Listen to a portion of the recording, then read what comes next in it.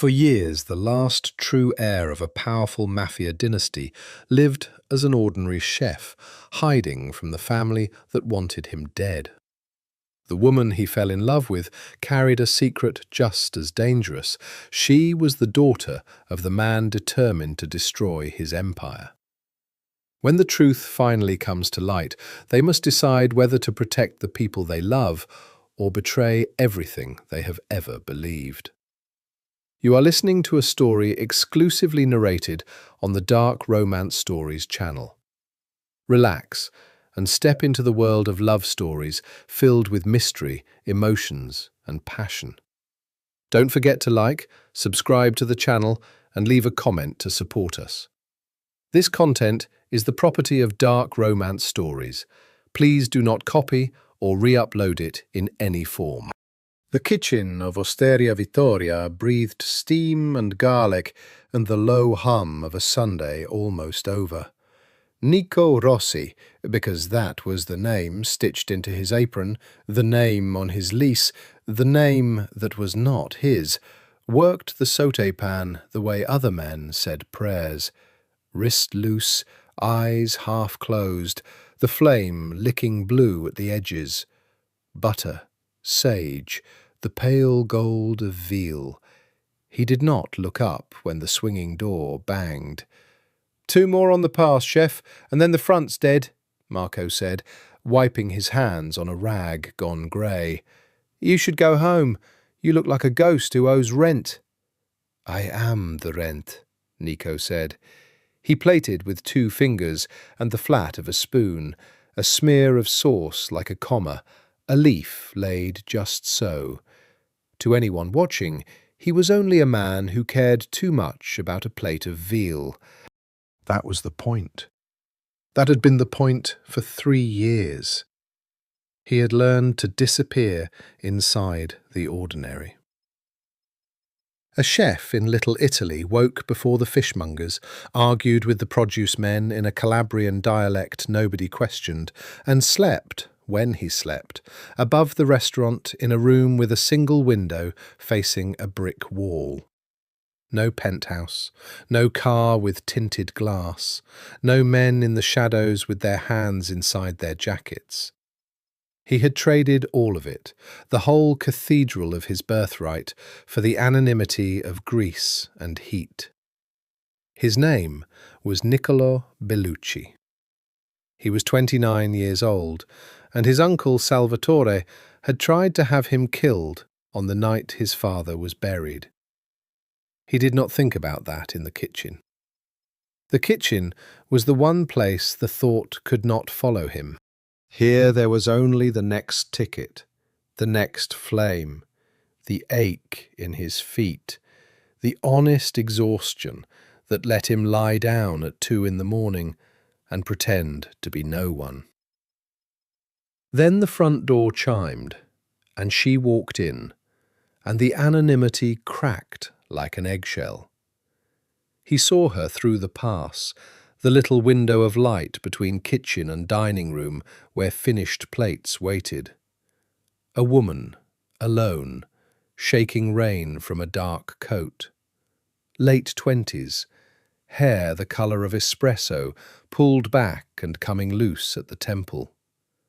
She scanned the room the way a certain kind of person scanned rooms, and Nico knew that scan. He had been raised on it. Exits, faces, who sat with their back to the wall. She did it in half a second, and then she smiled at the hostess and became, instantly, an ordinary woman wanting a late dinner. But he had seen it, and that was the first thing about Gia Moretti that undid him. She was pretending, too. "Kitchen's closed in 20, Marco called out to the floor. "Feed her," Nico said. Marco turned. "You feeling generous or feeling something else, chef?" "Feed her," Nico said again, already reaching for the good olive oil, the one he kept on a high shelf and used for nobody.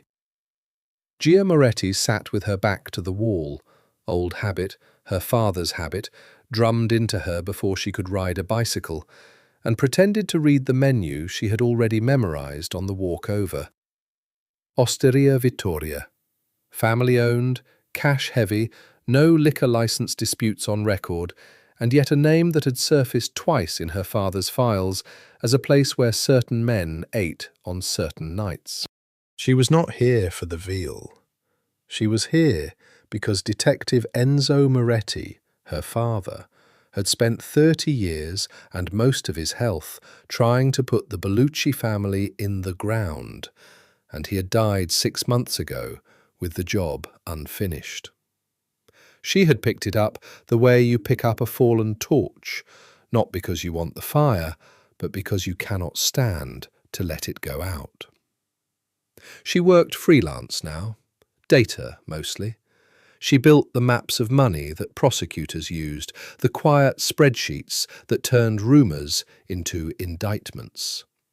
Nobody photographed her, nobody knew her face. She was a ghost with a laptop, and that suited her. The food arrived, and it was, annoyingly, perfect. She had eaten in the best rooms in the city, part of the work, sitting at the edges of power with a recorder in her handbag, and nothing had tasted like this. The veal fell apart under her fork. The sauce tasted like someone's grandmother had wept into it. She ate slowly, and then she ate fast, and then she was scraping the plate with bread like a child, and she looked up, and the chef was standing at the pass, watching her. He was not what she expected. Chefs in her experience were red-faced and shouting. This man was still. Dark hair pushed back, a jaw shadowed with 2 days of beard, forearms roped from years of the work. But it was the stillness. He watched her the way a wolf watches something across a clearing, deciding. She should have looked away. Instead, she raised the bread in a small salute. He crossed the room. He did not hurry. He moved like a man who had never once in his life needed to. "You liked it," he said. Not a question. "I hate you a little," Gia said. "I was going to eat sad cereal at my desk tonight. Now everything else is ruined." Something moved at the corner of his mouth, almost a smile, gone before it committed. "Good," he said. "Good?" "Cereal is a coward's dinner." He nodded at the empty chair. "May I?" She should have said no. The job said no. Every instinct her father had built into her said, "Do not let the interesting man sit down. The interesting man is how they get you." She thought of the recorder in her bag, dark and silent. She thought of the map of money upstairs on her laptop, half finished, the Bellucci name at the centre of it like a spider. "It's your restaurant," she said, and pushed the chair out with her foot. He sat.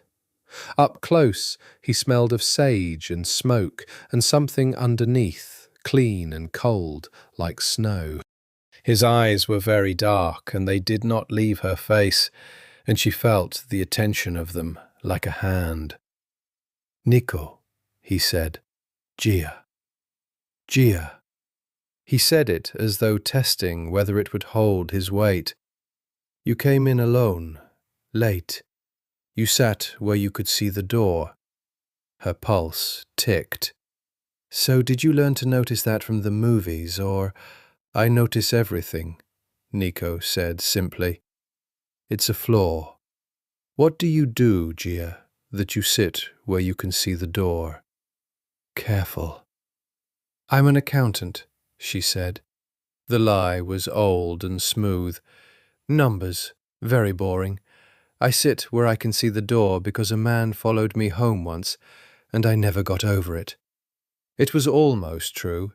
That was why the good lies worked. You built them on a splinter of something real. Nico's jaw tightened, just slightly, a muscle jumping. "Did he hurt you?" "No." "Where is he now?" The question was quiet, and it was not idle, and Gia felt a small, cold thrill go down her spine, because she understood, suddenly and completely, that this beautiful, still man at her table was asking whether there was someone in the world he might need to find. She had spent her whole life around dangerous men. She knew the register of it, and it should have frightened her. It did not frighten her. That was the problem that would ruin them both. "Gone," she said. "Moved to Arizona. He sells patio furniture now." Nico looked at her for a long moment, and then he laughed, a real one, surprised out of him, low and rough like it hadn't been used in a while. "Patio furniture," he repeated. "Everyone ends up somewhere," Gia said. "Yes," said Nico Bellucci, "the hidden heir, the ghost in the apron, the last true blood of a dying empire. They do." He signalled Marco without looking. "Bring the grappa, the one in the back." "Chef, we're closing. Bring it, Marco." And Marco, who had known this man 3 years and did not know his real name either, brought the grappa, because there was something in Nico Rossi that people obeyed without deciding to. Gia noticed that too. She noticed everything. It was a flaw. Outside, the rain came harder against Mulberry Street, and inside, the woman who was hunting a family and a man who was hiding from one poured each other a drink neither of them needed, and neither of them looked at the door again for a long, long time. He walked her home. She let him, which surprised her, and it surprised her more that she wanted to. The rain had softened to a mist that haloed the street lamps of Little Italy in gold.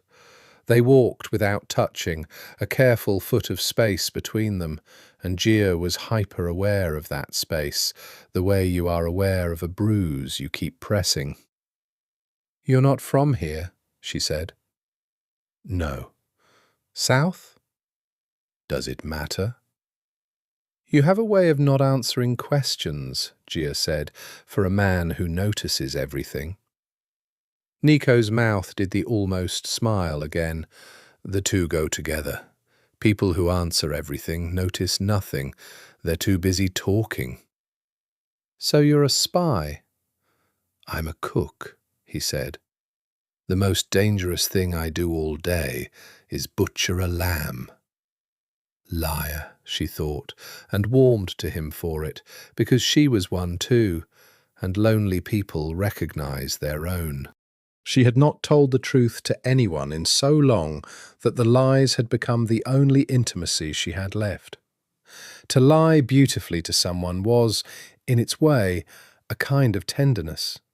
It meant you had chosen them, worth the effort. "This is me," she said, stopping at a narrow brownstone with a rusted gate. Nico looked up at the building the way he'd looked at the restaurant, cataloguing which windows were lit, which fire escape, which shadows. She saw him do it and said nothing. "You do it too," she said instead. "Do what?" "Read the building. Count the exits." For a moment, something bare passed over his face, and then it closed again, smooth as a shutter. "Habit," he said. "Bad neighborhood once." "Which one?" "The one I grew up in." He turned to her, and the mist was in his hair, and the street light made his eyes almost black. "Good night, Gia the accountant." "Good night, Nico the cook." Neither of them moved. She would think about this moment later, many times, turning it over like a coin, the moment where nothing happened and everything did. He did not kiss her. He did not touch her. He simply looked at her for 3 seconds too long, and in those 3 seconds she felt the whole shape of the thing that was coming, the way you feel weather change, before the sky does.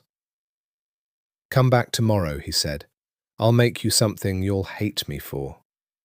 "I have work." "Everyone has work." "You don't understand. My work is—" She stopped. "My work is you, or your family, or whatever you're running from." Demanding. "Then eat first," Nico said. "You can't fight anything on cereal." He walked away before she could answer, hands in his coat pockets, unhurried, dissolving into the gold mist like something she had invented. Gia stood at her gate, with her heart doing something undisciplined and unforgivable, and she thought, "I'm going to have to be very careful." And then, honestly, in the private dark of her own head where she could not lie, "I don't want to be careful. Not with him." She climbed the stairs to her apartment, and the first thing she did, before her coat, before her shoes, was open her laptop and stare at the map of money. The Bellucci web. Salvatore Bellucci at the centre now, the acting head since his brother Vittorio had died. Restaurants, laundromats, a nightclub called Sancta that laundered more cash than a small nation. And a hole in the middle of it all, a missing name. Because here was the thing her father had died not understanding. Vittorio Bellucci had a son, a real heir, and that son had vanished 3 years ago on the night of his father's funeral, and the family had put out word that he was dead. But no body, no grave, no funeral of his own. Just a silence where an heir should be. Gia had spent months on that silence. She was almost certain the son was alive. She was almost certain that if she could find him, she could crack the whole family open. Because a war between an uncle and a hidden nephew was a war she could exploit, a fault line she could drive a wedge into. She just had to find a ghost. She did not think, that night, of the still man with the sage-smelling hands. Why would she? He was a cook. The most dangerous thing he did all day was butcher a lamb. Across the neighbourhood, in the room above the restaurant, Nico did not sleep. He lay on his narrow bed with his hands behind his head and stared at the ceiling. And for the first time in 3 years, the ceiling was not enough. For 3 years the discipline had held. No attachments, no roots, no woman who might become a lever someone could pull. He had watched other men die because they loved something a knife could reach. His father had loved his mother, and when she died of ordinary cancer, ordinary and merciful, Vittorio Bellucci had wept at her grave in front of 30 men, and it had made him, for one season, weak. And weak men in that world got eaten. Nico had learned the lesson young. Love is a door you leave open, and someone always walks through it with a gun. So he had built a life with no doors, and then a woman had walked into his restaurant, sat with her back to the wall, and read the exits, and eaten his veal like it was the last good thing on earth, and lied to him about patio furniture, and he had felt a door he thought he'd bricked over swing wide with a sound like a struck bell. He was not a fool. He knew what she was, roughly. Not a cop. Cops moved differently, heavier.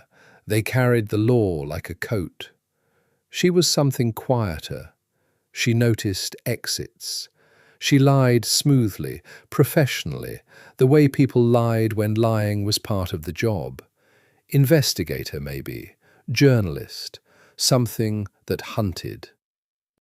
And she had come to his restaurant, one of the places the family still touched, on a night when she thought no one was looking. The smart thing, the Bellucci thing, the thing his uncle would do, was to find out exactly what she was hunting, and then remove her from the board. Nico turned onto his side and looked at the brick wall outside his window, wet and shining in the rain. And he thought about the way she'd raised the bread in a salute, unafraid, and said, "I hate you," a little. And he knew, with the cold clarity that had kept him alive, that he was not going to do the smart thing. He was going to make her something she'd hate him for. And then something else. And then he was going to fall, all the way down, into exactly the kind of danger 3 years of discipline had been built to prevent. "Come back tomorrow," he'd said. He already knew she would. She came back. Of course she came back. She told herself it was the work. She told herself she'd sit at the bar, order something small, watch who came and went, note the men who ate on the certain nights. She told herself a great many things on the walk over. And then Nico came out of the kitchen, wiping his hands on his apron, and saw her, and every professional sentence she'd rehearsed dissolved like sugar in rain. "You came back," he said. "You said you'd make me something I'd hate you for." "I lied," Nico said. "I'm going to make you 3 things." He sat her not at the bar, but at a small table in the back, near the kitchen door, where the warmth spilled out and the noise of the dining room softened. He cooked for her personally, which she understood, dimly, was not a thing chefs did. Marco brought the plates, with a raised eyebrow that Nico ignored. Squid, charred and bright with lemon, a pasta so simple it was almost insulting. Garlic, oil, chili, a snow of cheese. And it was the best thing she had ever put in her mouth. And then a small dish of something dark and bitter and sweet all at once. And when she asked what it was, he said, "Trust me," which was the funniest thing anyone had said to her in months, given the circumstances. She trusted him. She ate it. It was extraordinary. "You're going to put me out of a job," she said. "I'll just live here. There are worse plans." He sat across from her, and he had a glass of wine now, and the dining room was emptying, and it was becoming a thing they did, apparently, the slow dissolve of the room, until it was just the 2 of them and the warm dark. "Tell me something true," Gia said, and the words surprised her even as she said them. It was the closest she had come to breaking her own cover in 3 years. Nico went still. "Why?" "Because you don't. Because I don't. Because I'm tired." She turned her wineglass by the stem. "Just one true thing. I'll give you one back." He looked at her for a long moment. Outside, a taxi hissed past on wet asphalt. "My father died 3 years ago," Nico said finally. "I didn't get to say goodbye to him the way I wanted. There wasn't time. And I've been running from that ever since. Not the grief, the unfinished part." It was the truest thing he had said to another human being in 3 years, and it cost him something visible. She saw it move across his face. She had come here to hunt his family, and she did not yet know it, and he had just handed her the raw edge of himself. "Your turn," he said, rough. Gia opened her mouth to give him another patio furniture lie, smooth and safe. What came out instead was, "My father died 6 months ago. He spent his whole life on one thing, one job, and he never finished it. And now I'm—" She stopped. Her throat had closed. "Now I'm trying to finish it for him. And I don't even know if he'd want me to. I don't know if I'm honoring him or just punishing myself. for not being enough while he was alive. The silence after was enormous. They had, without meaning to, told each other the exact same secret from opposite sides of a war neither of them had named. 2 children carrying their dead father's unfinished business. If either of them had known what the other's business was, the whole thing would have ended in that moment. Instead, Nico reached across the table and put his hand over hers. It was the first time he had touched her. His hand was warm and rough and enormous, and it covered hers completely, and neither of them moved, and Gia felt something crack open in her chest that she had welded shut a long time ago. "You were enough," Nico said quietly. Whatever he didn't say. Men like that, men who give their whole lives to one thing, they don't know how to say it. It doesn't mean it wasn't there. "You don't know that." "No," he agreed. "But I know what it's like to be the son of a man like that, and I would have given anything to hear it. So maybe your father would have given anything to say it, and just didn't know how." Gia looked down at their hands. Hers had gone very still under his. She should pull away. She should remember the recorder in her bag, the map upstairs, the spider at its centre. She should remember that she did not know this man, that men who noticed all the exits were the men her father had taught her to fear. She turned her hand over instead, so their palms met, and laced her fingers through his.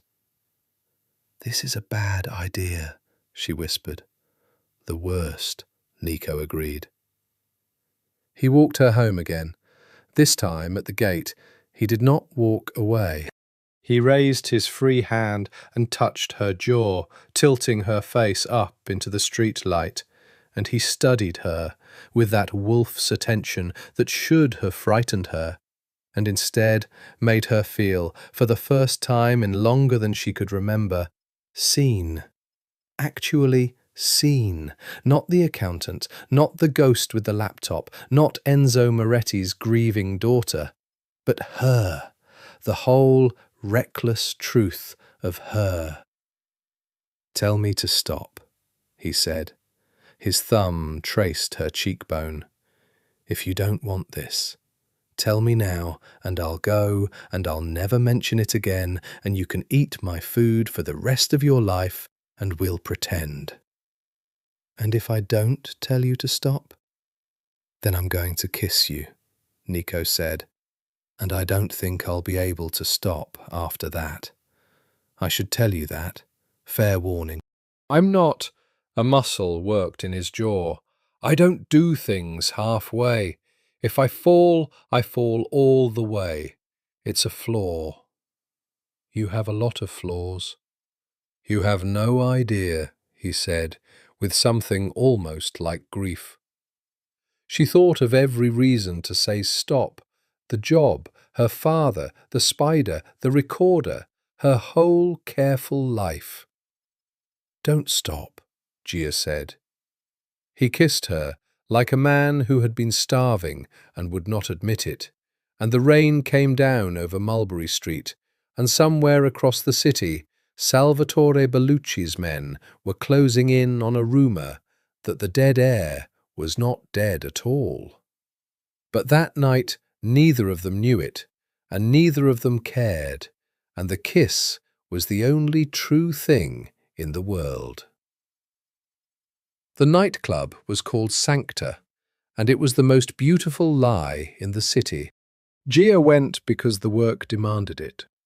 3 floors of black marble and gold light and beautiful people, and somewhere in its guts she knew the Bellucci family washed dirty money clean at a rate that would make a laundromat weep.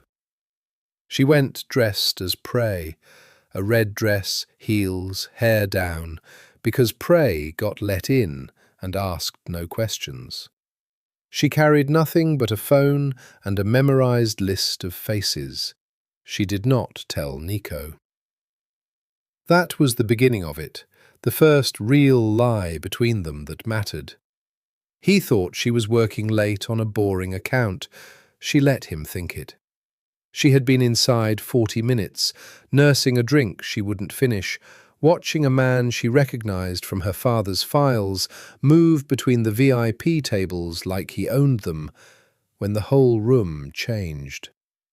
She felt it before she understood it. A shift in the crowd, a straightening of spines, a hush that rippled outward from the entrance. The music didn't stop, but everyone's attention did, 1,000 invisible needles swinging toward the door. A man had entered. Older, silver at the temples, in a suit that cost more than Gia's rent for a year. He moved through the club like a blade through water, and men peeled away from him and toward him at the same time, and Gia knew his face from every file she had ever built. Salvatore Bellucci, the uncle, the spider. She turned away smoothly, casually, becoming a bored woman checking her phone, and her heart hammered against the red silk. She watched him in the mirror behind the bar. He went up, to the VIP level, to a roped-off throne of a booth, and men brought him things, and he received them like a king receiving tribute. This, she thought, is worth the risk. If she could just get close enough, if she could just hear one conversation, photograph one exchange. You shouldn't be here.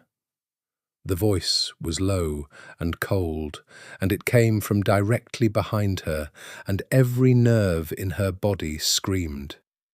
She turned. Nico.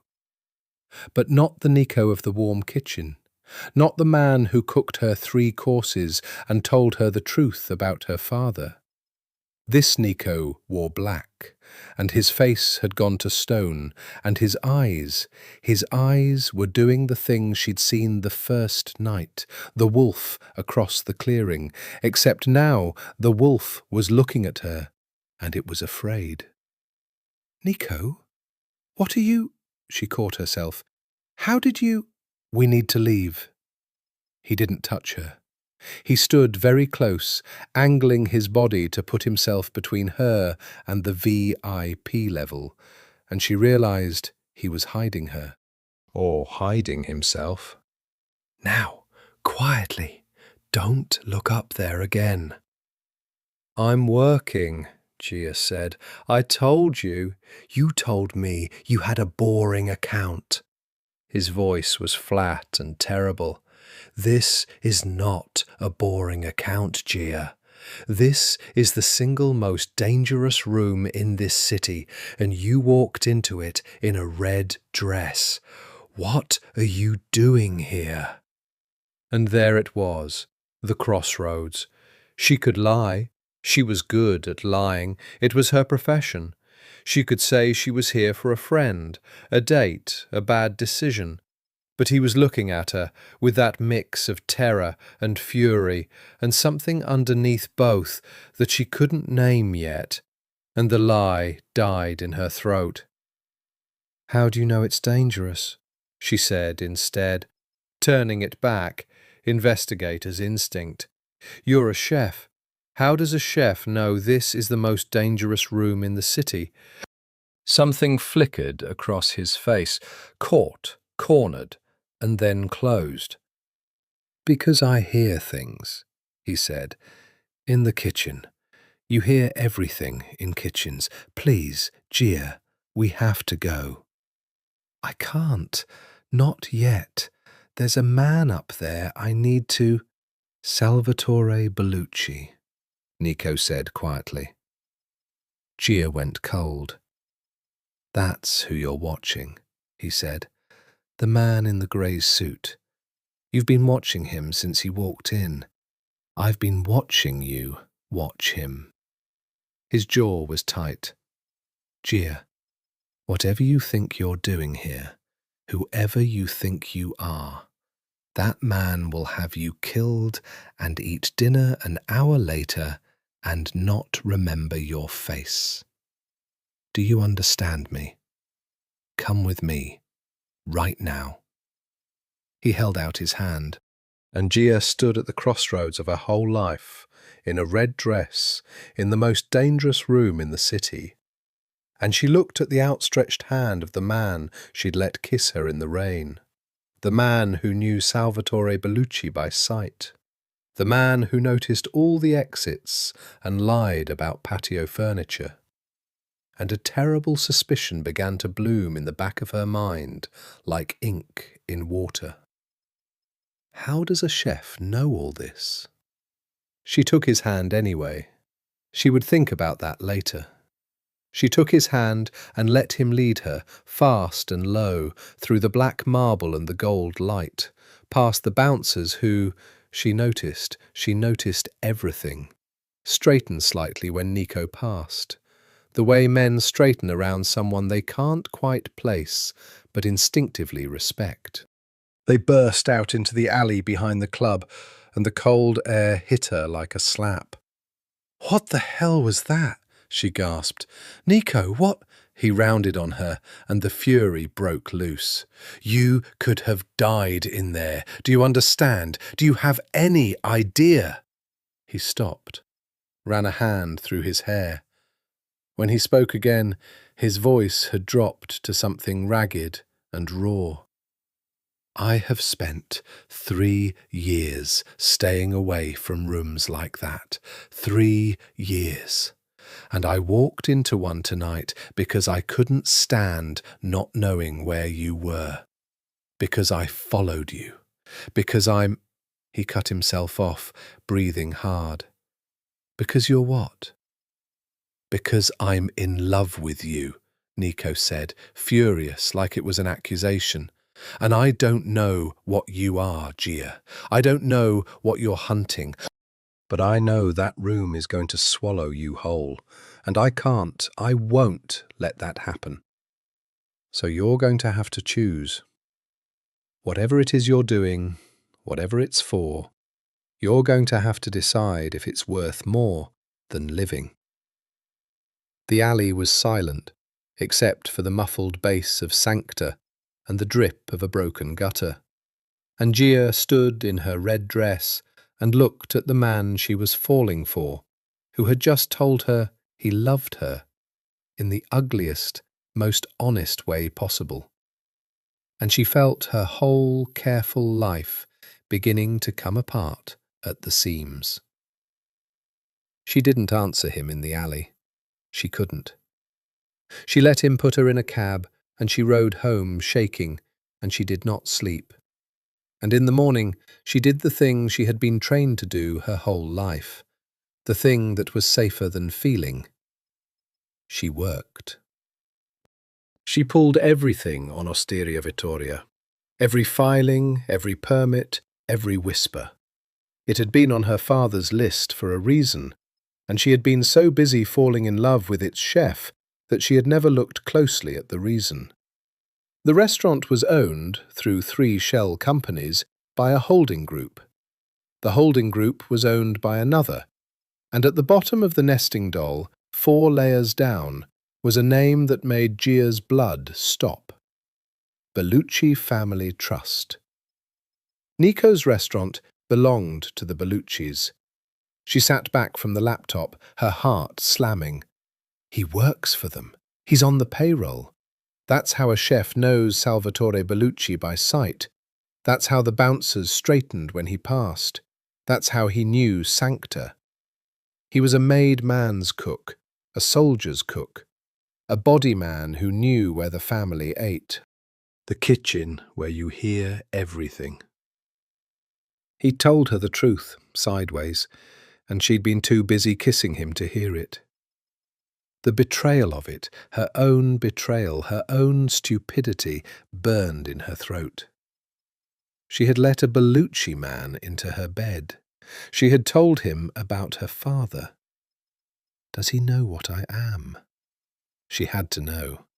And there was only one way to know, and it was the coldest, most professional thing she had ever considered doing to another human being. She would use him. She would keep seeing him.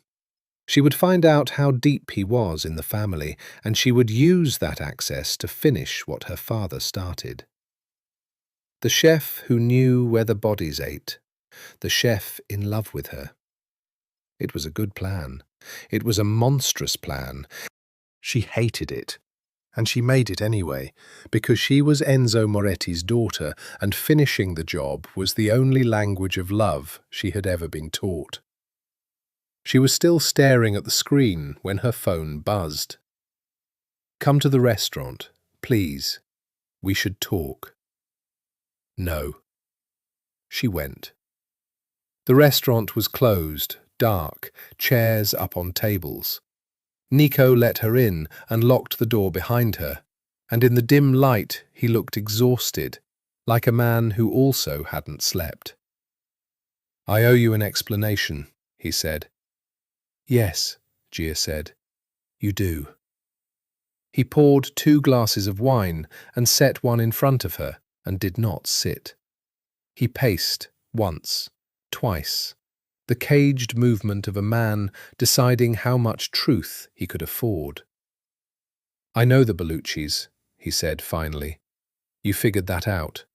I saw it on your face last night. This restaurant, it's theirs.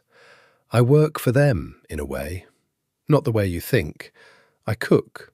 That's all I do, I swear to you. I cook. But you don't work in a place like this without knowing whose it is, without knowing the faces." He looked at her.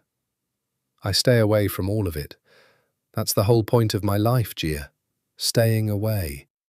And then you walked into the worst room in the city, and I broke 3 years of discipline in about 4 seconds. He's lying, she thought, or he's telling the truth. I can't tell. I've never not been able to tell before. That was the terrifying part. Her whole life she had read people like open books, and this man was a language she couldn't pass. "Why do you stay away from it?" she asked. "If you just cook? Why the discipline? Why does a chef need 3 years of staying away from anything?" The question landed. She watched it land. She watched him decide, again, how much to give. "Because I've seen what it does to people," Nico said. "That's all. I've seen it up close, and I got out, and I'm staying out." Half a truth.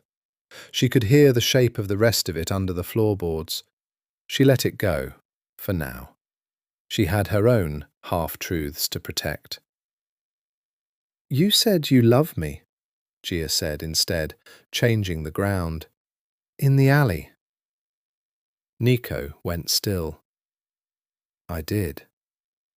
"Did you mean it, or was it the adrenaline?" He crossed the room to her. He took her face in both hands, and he looked at her with that whole, raw attention, and she felt her monstrous plan waver in her chest. "I have never," Nico said those words to anyone in my life. I don't say things I don't mean. I don't have time for it. Yes, I meant it. I mean it now, in the cold light, with both of us frightened. I love you. It terrifies me. You are the single most dangerous thing that has ever happened to me, and I have survived some very dangerous things. And I'm here to destroy your family, Gia thought. And the thought was a knife in her own ribs. And I'm going to use you to do it. I'm frightened of you too, she whispered. And that, at least, was entirely true. He kissed her, and she kissed him back. And while he was kissing her, she reached down for her bag on the chair, and she found her phone by touch, and she turned it face down on the table so the screen light wouldn't show. And she left the recorder running. She hated herself. She did it anyway. Later, when he walked her to the door, she paused at the wall by the kitchen, where a corkboard hung, thick with the ordinary clutter of a restaurant. Invoices, a health inspection certificate, a faded photograph of a christening. She glanced at it the way she glanced at everything, cataloguing, and then her eyes snagged and her whole body went cold. The photograph.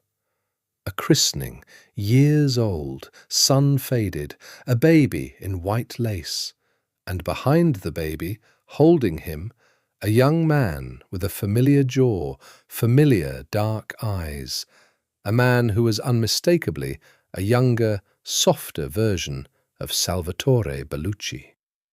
And beside him, a woman and another man, laughing, and in that other man's arms, a boy, maybe 6 years old, dark hair, solemn eyes, a jaw she had kissed 40 minutes ago. Gia's ears rang. She knew that solemn boy's face. She had it in a file, a single photograph, the only one that existed, of the Bellucci heir as a child. Nico wasn't a cook who worked for the Belluccis. Nico was a Bellucci. She did not scream. She did not run. She had trained her whole life not to show the moment the ground opened under her feet, and she stood in the dark restaurant of the man she loved, who was the heir to the family that had killed her father's career and, she was increasingly certain, worse. And she said, in a voice that did not shake, "Who's the little boy in the christening photo?" Nico came to stand beside her. He looked at the photograph, and she watched his face in the dim light, and she saw it happen. She saw him understand what she had seen. His whole body went taut, a wire pulled to breaking. "Cousin," he said, too fast. "That's a cousin. He looks like you. Family resembles family. He has your exact jaw, Nico." The silence stretched. Somewhere a refrigerator hummed. Gia's pulse was a drumbeat in her ears, and she thought, this is the moment. He's going to lie, and I'll know he's dangerous. Or he's going to tell the truth, and I'll know I've fallen in love with a monster's son. Nico took the photograph off the corkboard. He held it in both hands and looked at it for a long time, and when he spoke, his voice had changed, all the warmth gone out of it, replaced by something ancient and tired. "You want a true thing," he said. "You asked me for one once. Here it is, the largest true thing I have." He set the photo on the table, face up between them. "That baby in the lace is my cousin, Marco's boy. The christening was years ago. The man holding him is my uncle, Salvatore. And the little boy at the edge, the one with my jaw, is you," Gia said. "Is me," Nico said. "My name is not Nico Rossi. My name is Niccolo Bellucci. I am the son of Vittorio Bellucci, who ran this family until 3 years ago when he died. I am—" He laughed, low and awful. "I am the heir, the true heir, the one everyone thinks is dead." The room tilted. Gia gripped the back of a chair. "You're supposed to be dead," she heard herself say. "There's no grave, no body. The family said, the word was that Vittorio's son died with him." Nico's eyes sharpened. "How do you know that? How does a boring accountant know what word the family put out about me?" And there it was, the mirror image of her own crossroads thrown back at her. Now it was her turn to lie or fall. She looked at him, this beautiful, cold, obsessed man who had just handed her the single most valuable secret in her entire investigation, the location and existence of the living Bellucci heir, the fault line she had spent months trying to find, the wedge that could split the family open. He had handed it to her, Because he loved her. He had trusted her with the one thing that would get him killed, and she was recording it. The phone was still running in her bag on the chair. She was going to be sick. "Because I'm not an accountant," Gia said. The words came out of her before she decided to say them. Later, she would not be able to explain why, except that she could not stand in the ruins of his trust and answer it with one more lie. She had spent 3 years lying. She was so tired. And he had just torn himself open in front of her, and she could not let him do that alone. Nico went very still. "My father was Enzo Moretti," Gia said. "He was a detective, an investigator. He spent 30 years trying to bring down the Bellucci family, and he died 6 months ago without finishing. And I picked it up. I build the cases, the money maps, the evidence." Her voice cracked. "I came to your restaurant because it's on my father's list. I went to Sancta to watch your uncle, and I've been—" She made herself say it. "I've been using you, Nico. I made a plan this morning when I found out this place belonged to the Belluccis. I decided to keep seeing you so I could get closer to the family. I turned my recorder on last night while you kissed me. It's on right now, in my bag. Everything you just told me, it recorded." The silence that followed was the loudest thing Gia had ever heard. Nico did not move. His face had gone to absolute stone, that same wolf stillness, and now she understood exactly what it was. It was the face of a man deciding whether he needed to kill something. She had grown up around that face. She knew that it could end with her, right here, in this dark room, and no one would ever find her. Because she had just told a mafia heir that she had recorded his death sentence. She held very still. She met his eyes. She did not beg. "Where's the recorder?" Nico said, flat, deadly.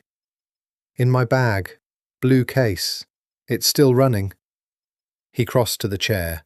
He opened the bag. He found the recorder. She watched his hands, sure and unhurried, the hands of a man who had done far more dangerous things than she'd let herself believe. And he held it up, the little red light blinking. For a long moment he simply looked at it. His thumb hovered over the stop button, over the delete. He could destroy it. He could destroy her. She had put her whole life in the palm of a Bellucci and told him the truth, and now she waited to see what a Bellucci did with the truth. Nico pressed stop. He did not delete it. He set the recorder down on the table, red light off, and he looked at her. And his face was doing something she had never seen it do. It was breaking. "You told me," he said hoarsely. "You had it running. You could have kept it running. You could have walked out of here with everything you came for. And you told me." "I know." "Why?" "Because you told me your name," Gia said, and now she was crying, and she hated it, and she couldn't stop. "Because you handed me the thing that gets you killed, and you did it because you love me, and I could not answer that with one more lie. I've been lying for 3 years, Nico, to everyone. I forgot I could do anything else, and then you—" She wiped her face furiously. "You made me remember." Nico came around the table. He stood in front of her, close, and she could feel the heat coming off him, the fury and the terror and the enormous, fragile thing underneath. "We are each other's death," he said quietly. "Do you understand that?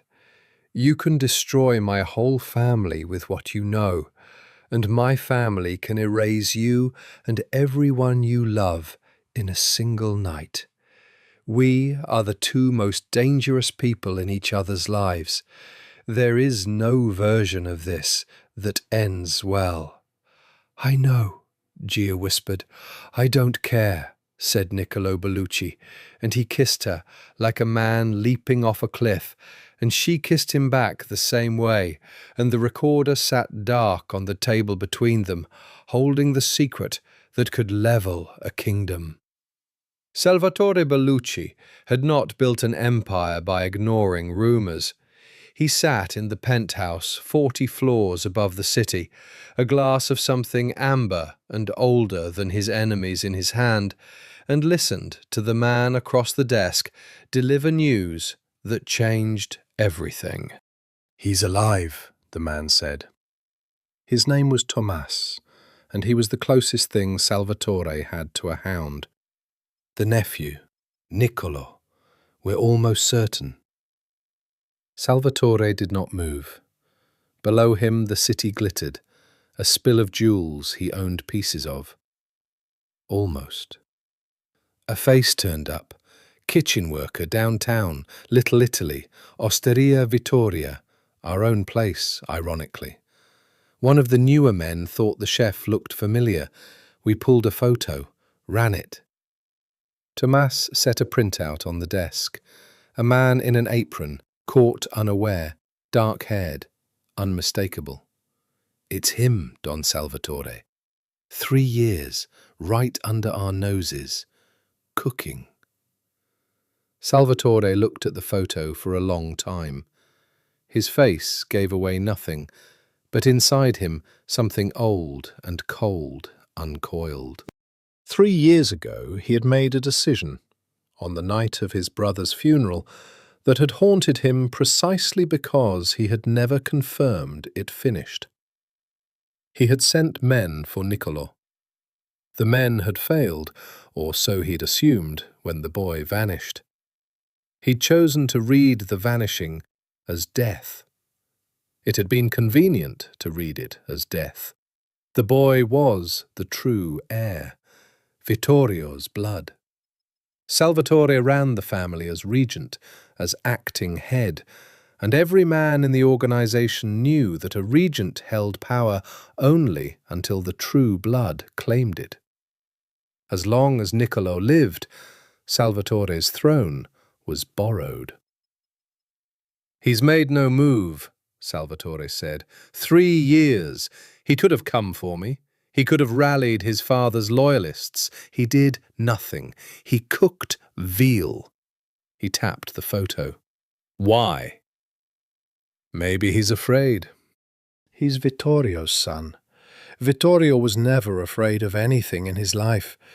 It's what killed him in the end." Salvatore set down his glass.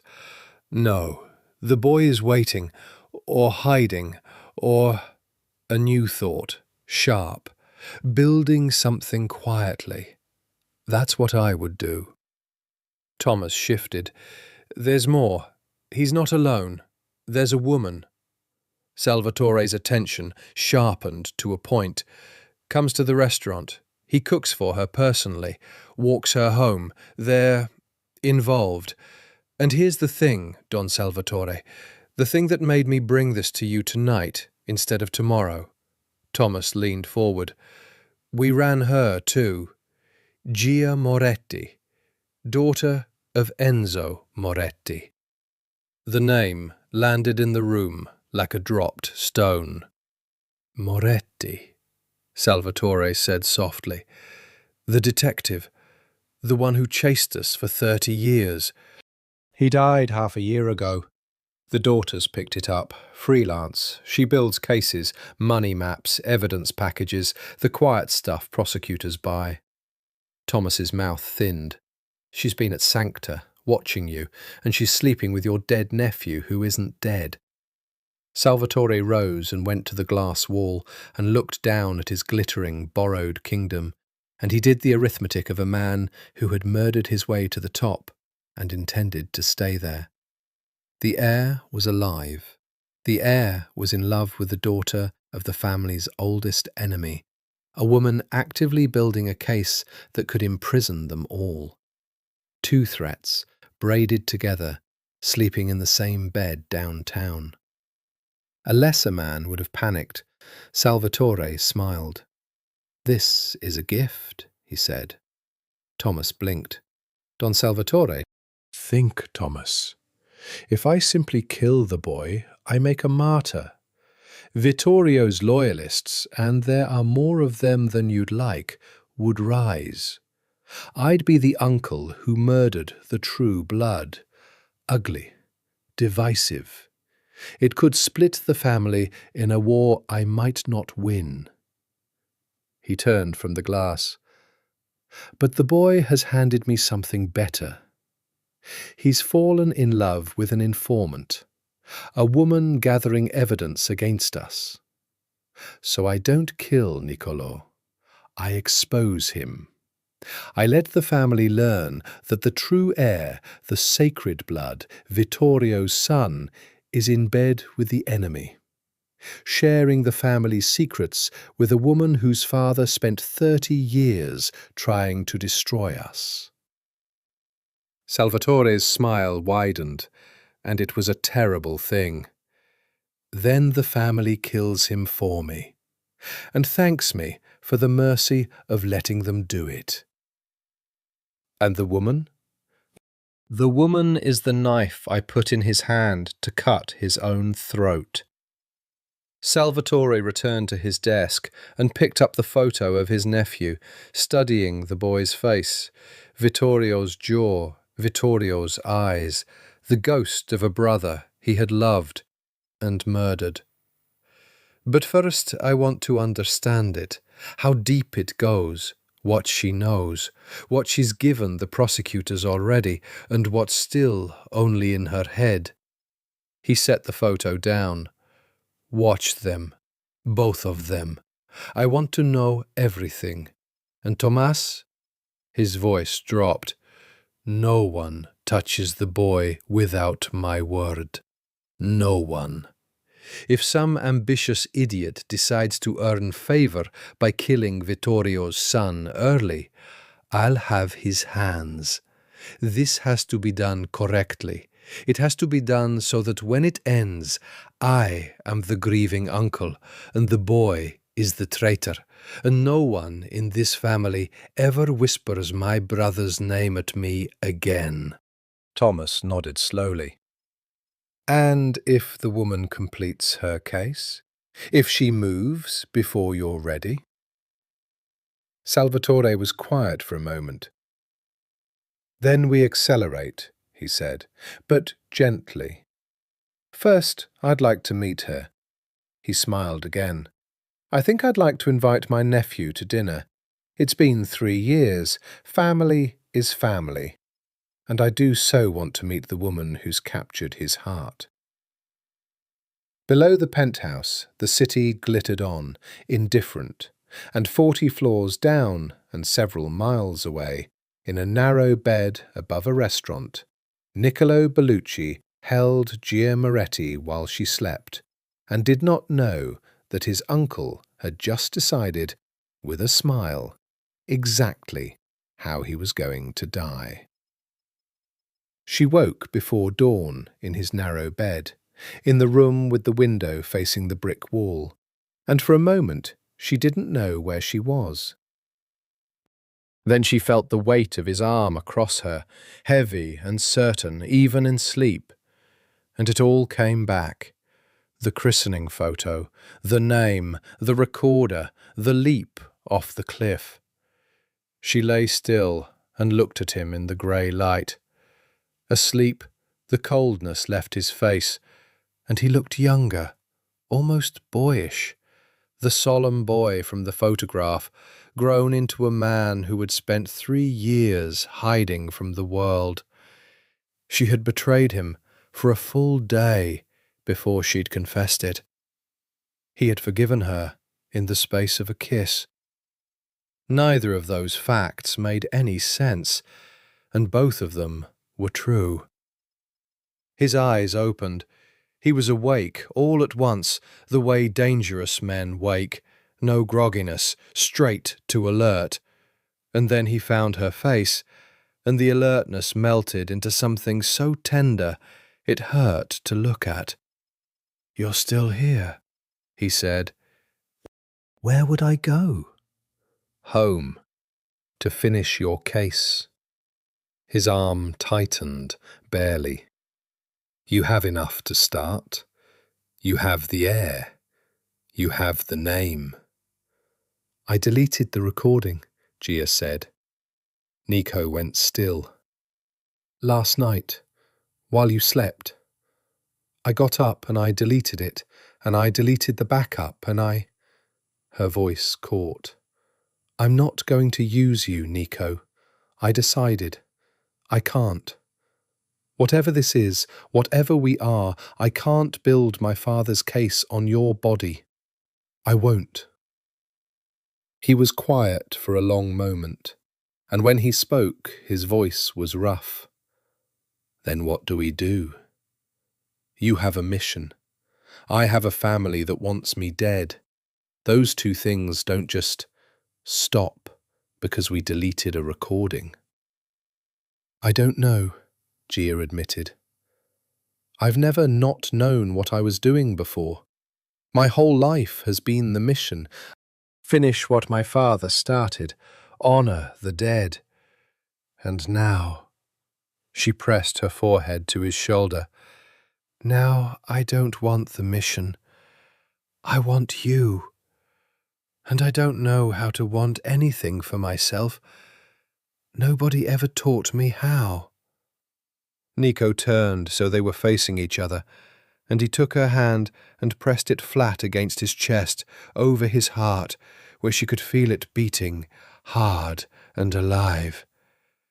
"Then let me teach you," he said. "Not the family, not the case. Just this. Just wanting something for yourself." He kissed her knuckles.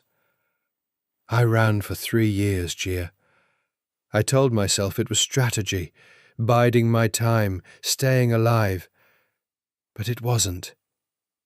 I was just afraid. Afraid of what I'd have to become to take back what's mine. Afraid of turning into my uncle. So I cooked.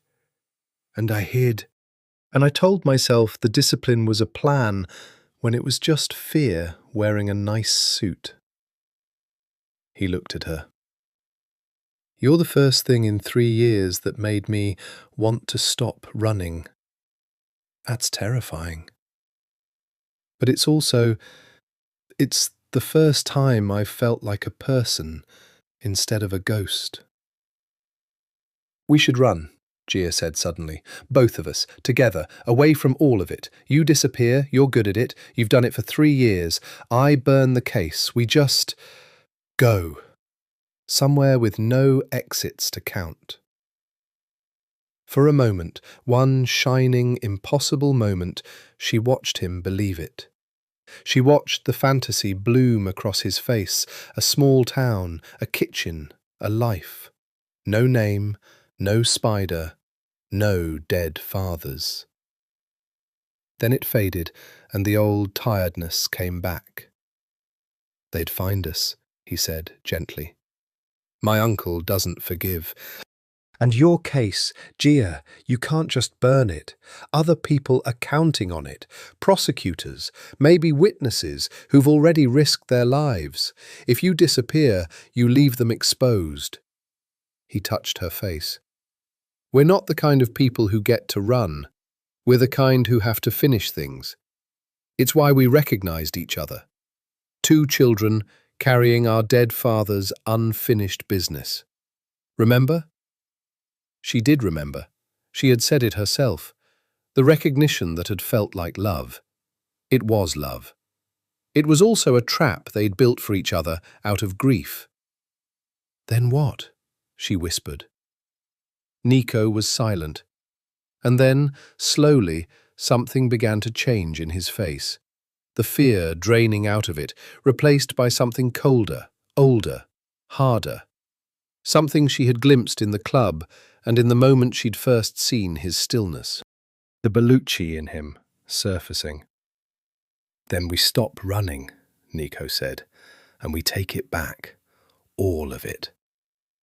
He made calls she didn't understand, in a dialect she couldn't follow, from a phone she'd never seen him own.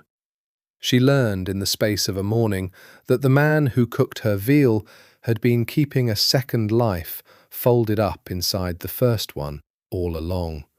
Not dormant, but sleeping, the way a snake sleeps. "My father wasn't a fool," Nico said, pacing the small room while the coffee went cold. He knew Salvatore, his own brother. He knew what Salvatore was, and he knew that if anything happened to him, the vultures would come for me. So he left me people, men loyal to the blood, not the chair. I've kept them at a distance for 3 years, phone calls, a name passed here and there, nothing that could be traced. But they're there. They're waiting. Waiting for what? For me to stop being afraid. He stopped pacing. "You did that. You should know what you did. You didn't just make me fall in love. You woke something up."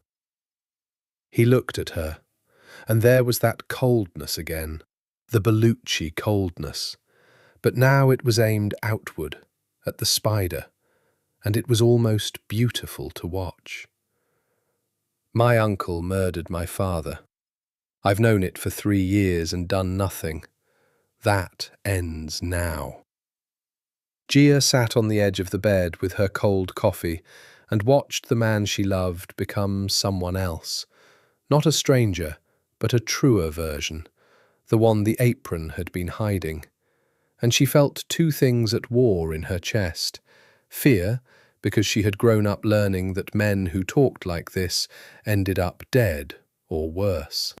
And something darker, something she didn't want to name, that thrilled to it, because his war and her war were suddenly the same war.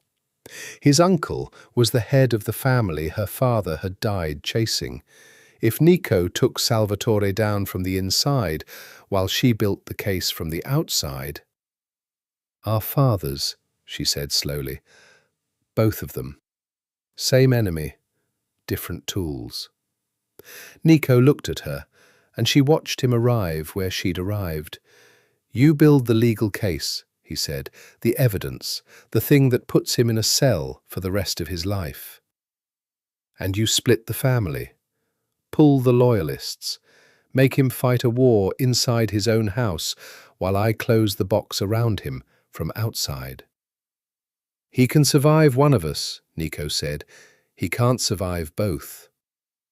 It should have felt like triumph.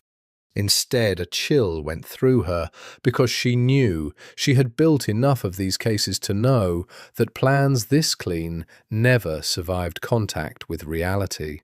Something always broke, someone always died. And the 2 people standing in the clean center of the plan, holding hands, were exactly the 2 the plan would break first.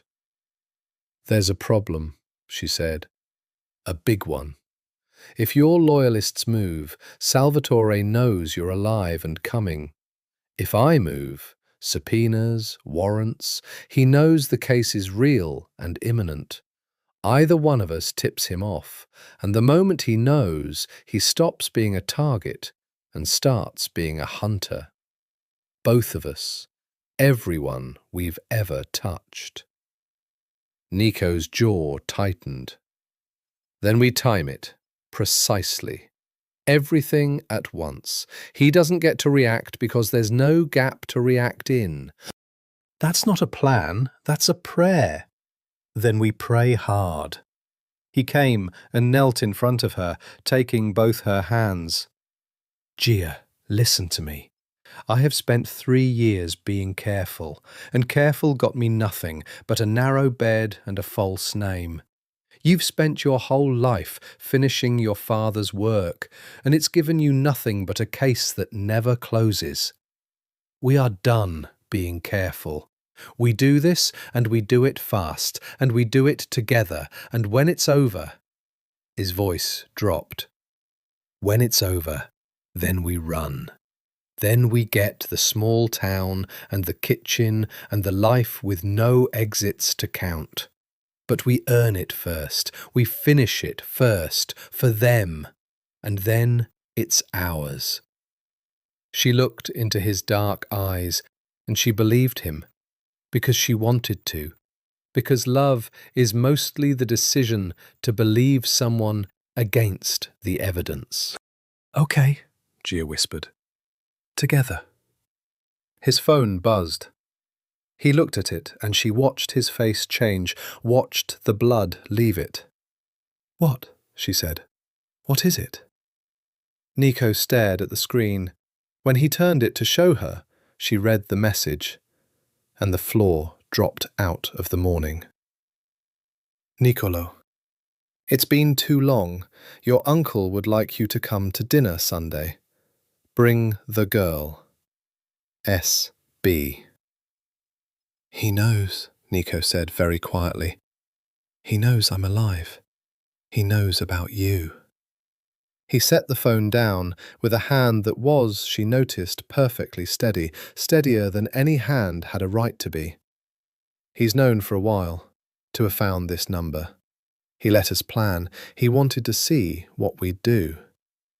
"Then we don't go," Gia said. "It's a trap. It's obviously a trap." "Of course it's a trap." Nico looked at her, and the coldness in his face had gone all the way to the bottom now. Absolute.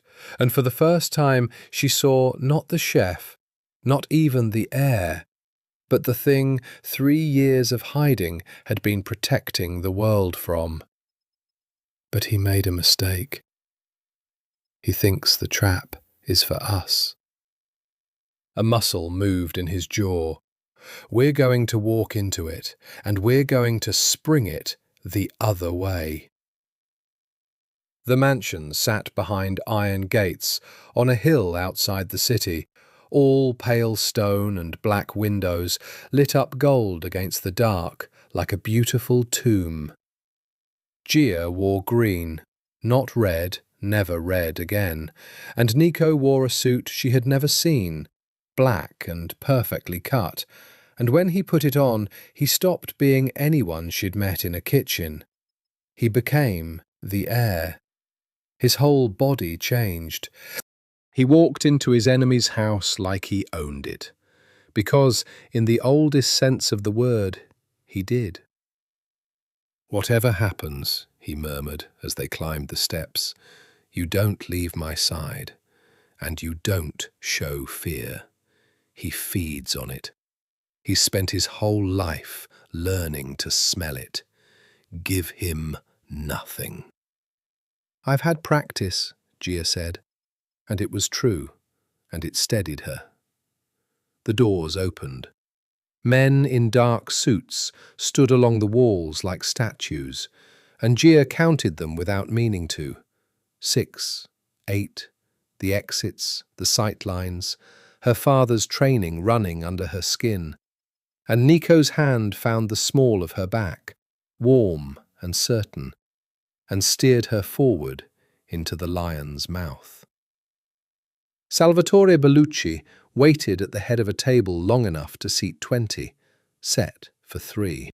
He rose when they entered, and he was smiling, and the smile was the most frightening thing Gia had ever seen, because it was so genuinely, warmly delighted. "Nicolo!"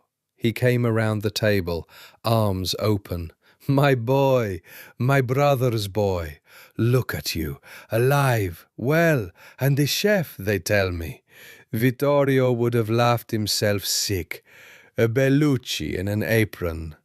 He embraced Nico, who allowed it, rigid as a post, and over Nico's shoulder Salvatore's eyes found Gia and moved over her with frank, appraising interest. "And this must be Gia, My God, she's lovely, Niccolo. You always did have your father's taste. Salvatore, Nico said. Just the name. It landed like a slap in the warm room. Still angry with me. Salvatore released him, unbothered, and gestured them to the table. Of course you are. Sit, sit. Wine. We have 3 years to discuss, and a very good Barolo to discuss it over. They sat. The wine was poured by a silent man. Gia's every nerve was screaming, and she made her face into porcelain and her hands into stillness, and she sipped the wine, and it was, of course, extraordinary. Everything the Belluccis touched was beautiful. That was the horror of them. You think I tried to have you killed, Salvatore said, setting down his glass. Conversational, pleasant. The night of your father's funeral. I don't think, Nico said. I know. I was there. I remember the men on the stairs.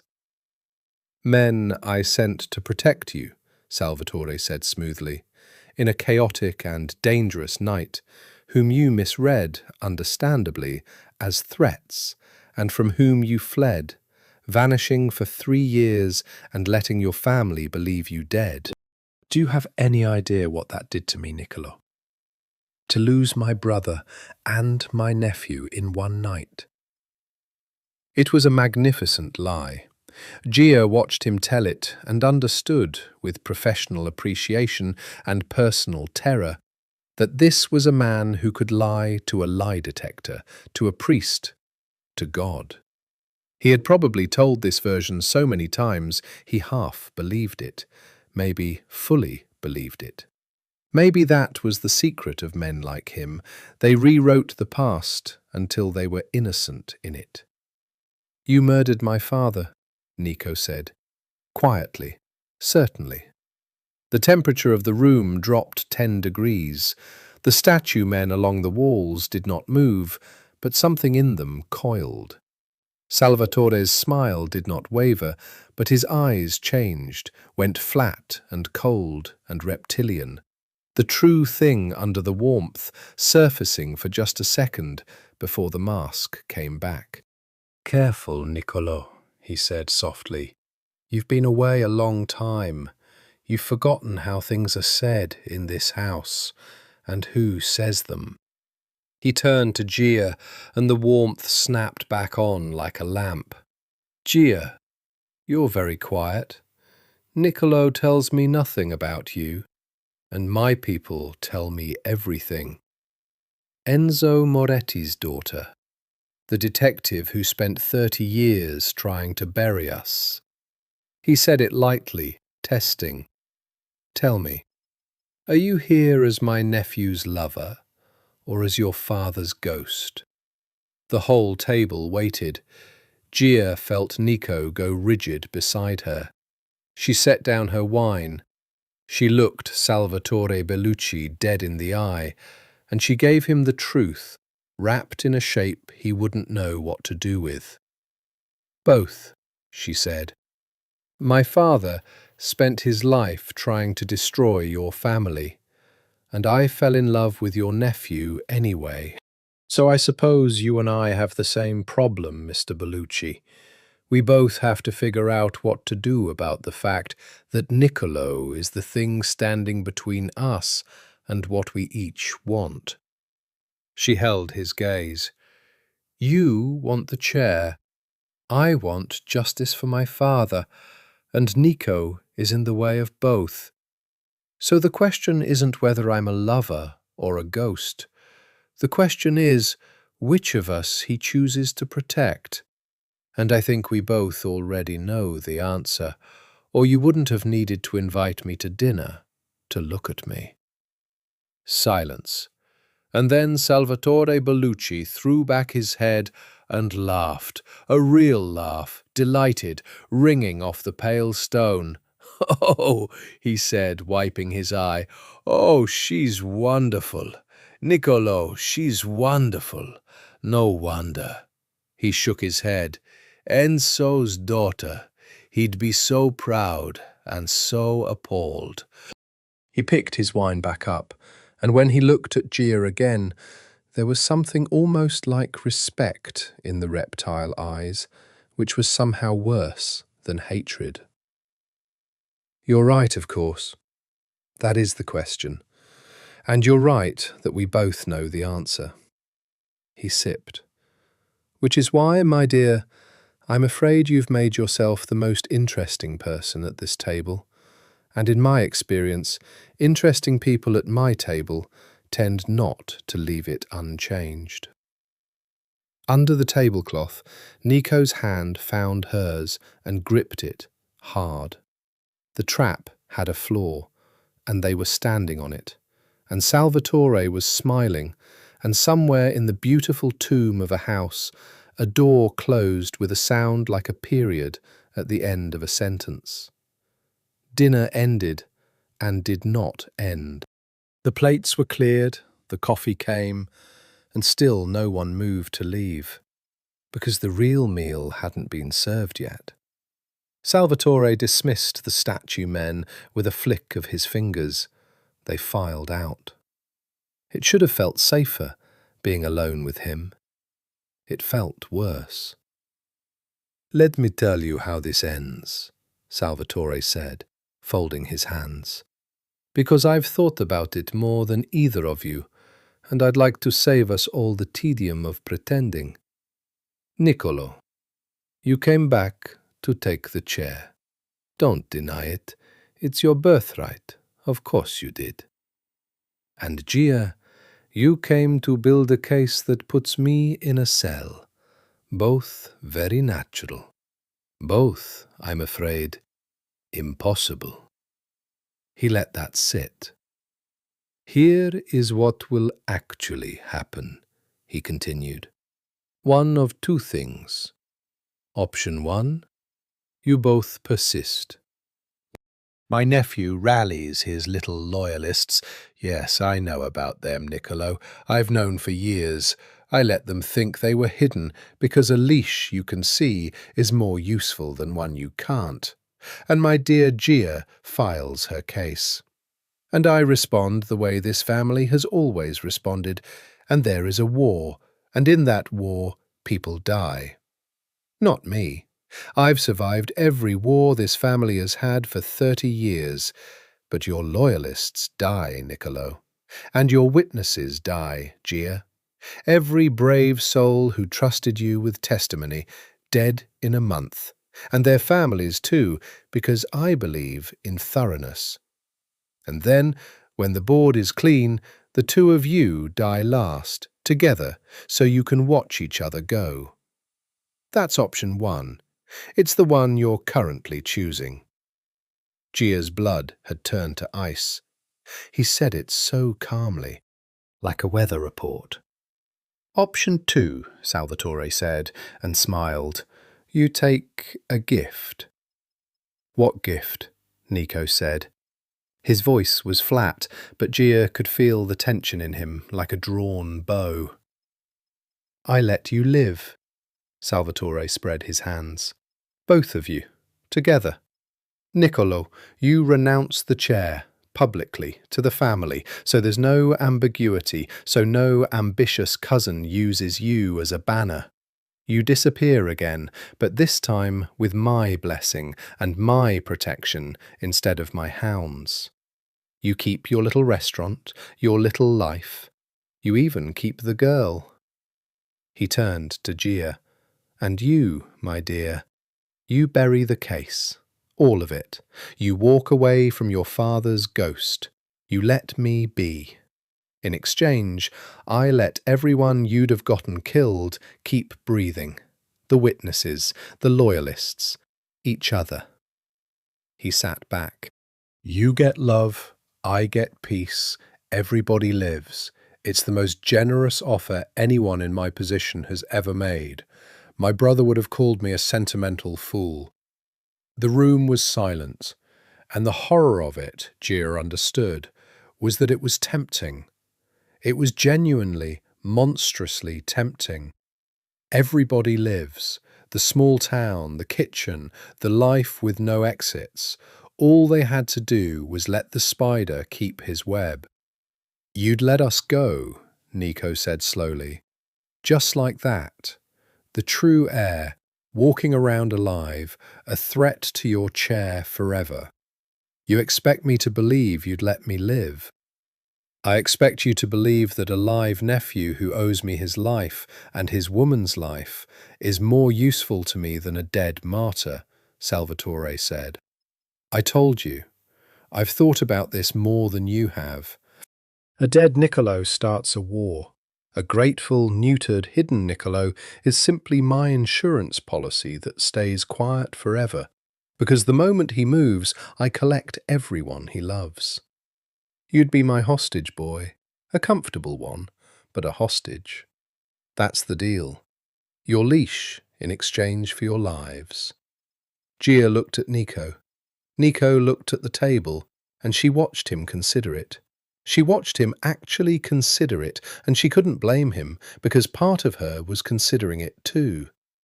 Everybody lives. Wasn't that the whole point? Hadn't she said that dawn that she wanted to run, to burn the case, to want something for herself for once? But then she thought of the witnesses. Real people, some of whom she'd met. A woman named Rosa who'd seen a man killed and testified anyway, terrified, brave. If Gia buried the case, those people stayed exposed forever, dependent on the mercy of a man with no mercy in him. And the moment it stopped being convenient for Salvatore, the deal would evaporate, and Rosa would die in a parking lot. Deals with spiders were written in the spider's ink. "He's lying," Gia said. Both men looked at her. "Not about the offer," she said, holding Salvatore's gaze. "The offer's real. You'd let us live, as long as it's useful. But you can't help yourself, Mr. Bellucci. You said it yourself. You believe in thoroughness. A live heir is a loose end, and men like you don't sleep next to loose ends. You'd let us go, and you'd mean it, tonight and in a year or two, when the family got restless or someone whispered Nico's name, you'd tie the end off. Because that's what you are. It's not even malice, it's just hygiene." She stood up. "So thank you for the generous offer. But we're not going to take a deal from a man who'll break it the second it stops being convenient. We'd rather see the war coming than get it in our sleep." The silence after was total. Salvatore looked up at her, and for the first time the smile was completely gone, and what was underneath was very old and very patient and very cold. "Sit down, Miss Moretti," he said quietly.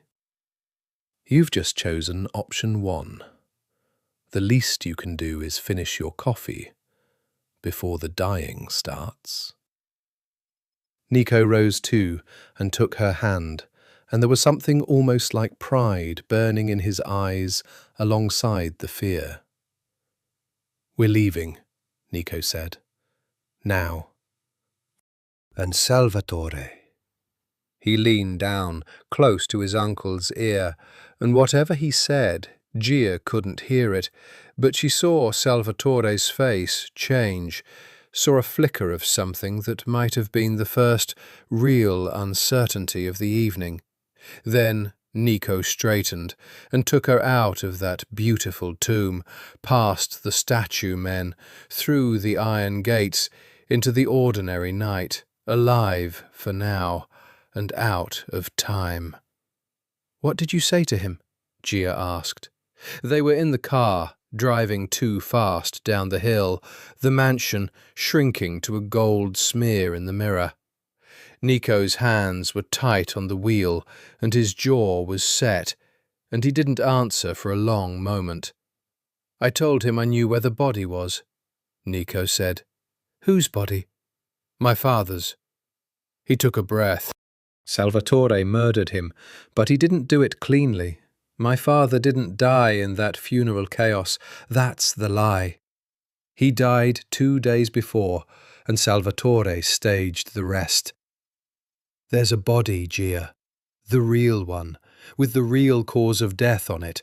And my father, who trusted no one, least of all his brother, left me a way to find it. A location. I've had it for 3 years and been too afraid to use it, because using it means proving Salvatore killed the head of the family. And that's the one crime this world doesn't forgive, not even in a Bellucci. Blood killing blood for the chair. If I can prove it, the loyalists don't just support me. The whole family turns on him, even his own men. Gia's mind raced ahead of him, the case builder in her already assembling it. That's it, she said. That's the thing. Forget my money maps, forget the racketeering case. That's years of appeals.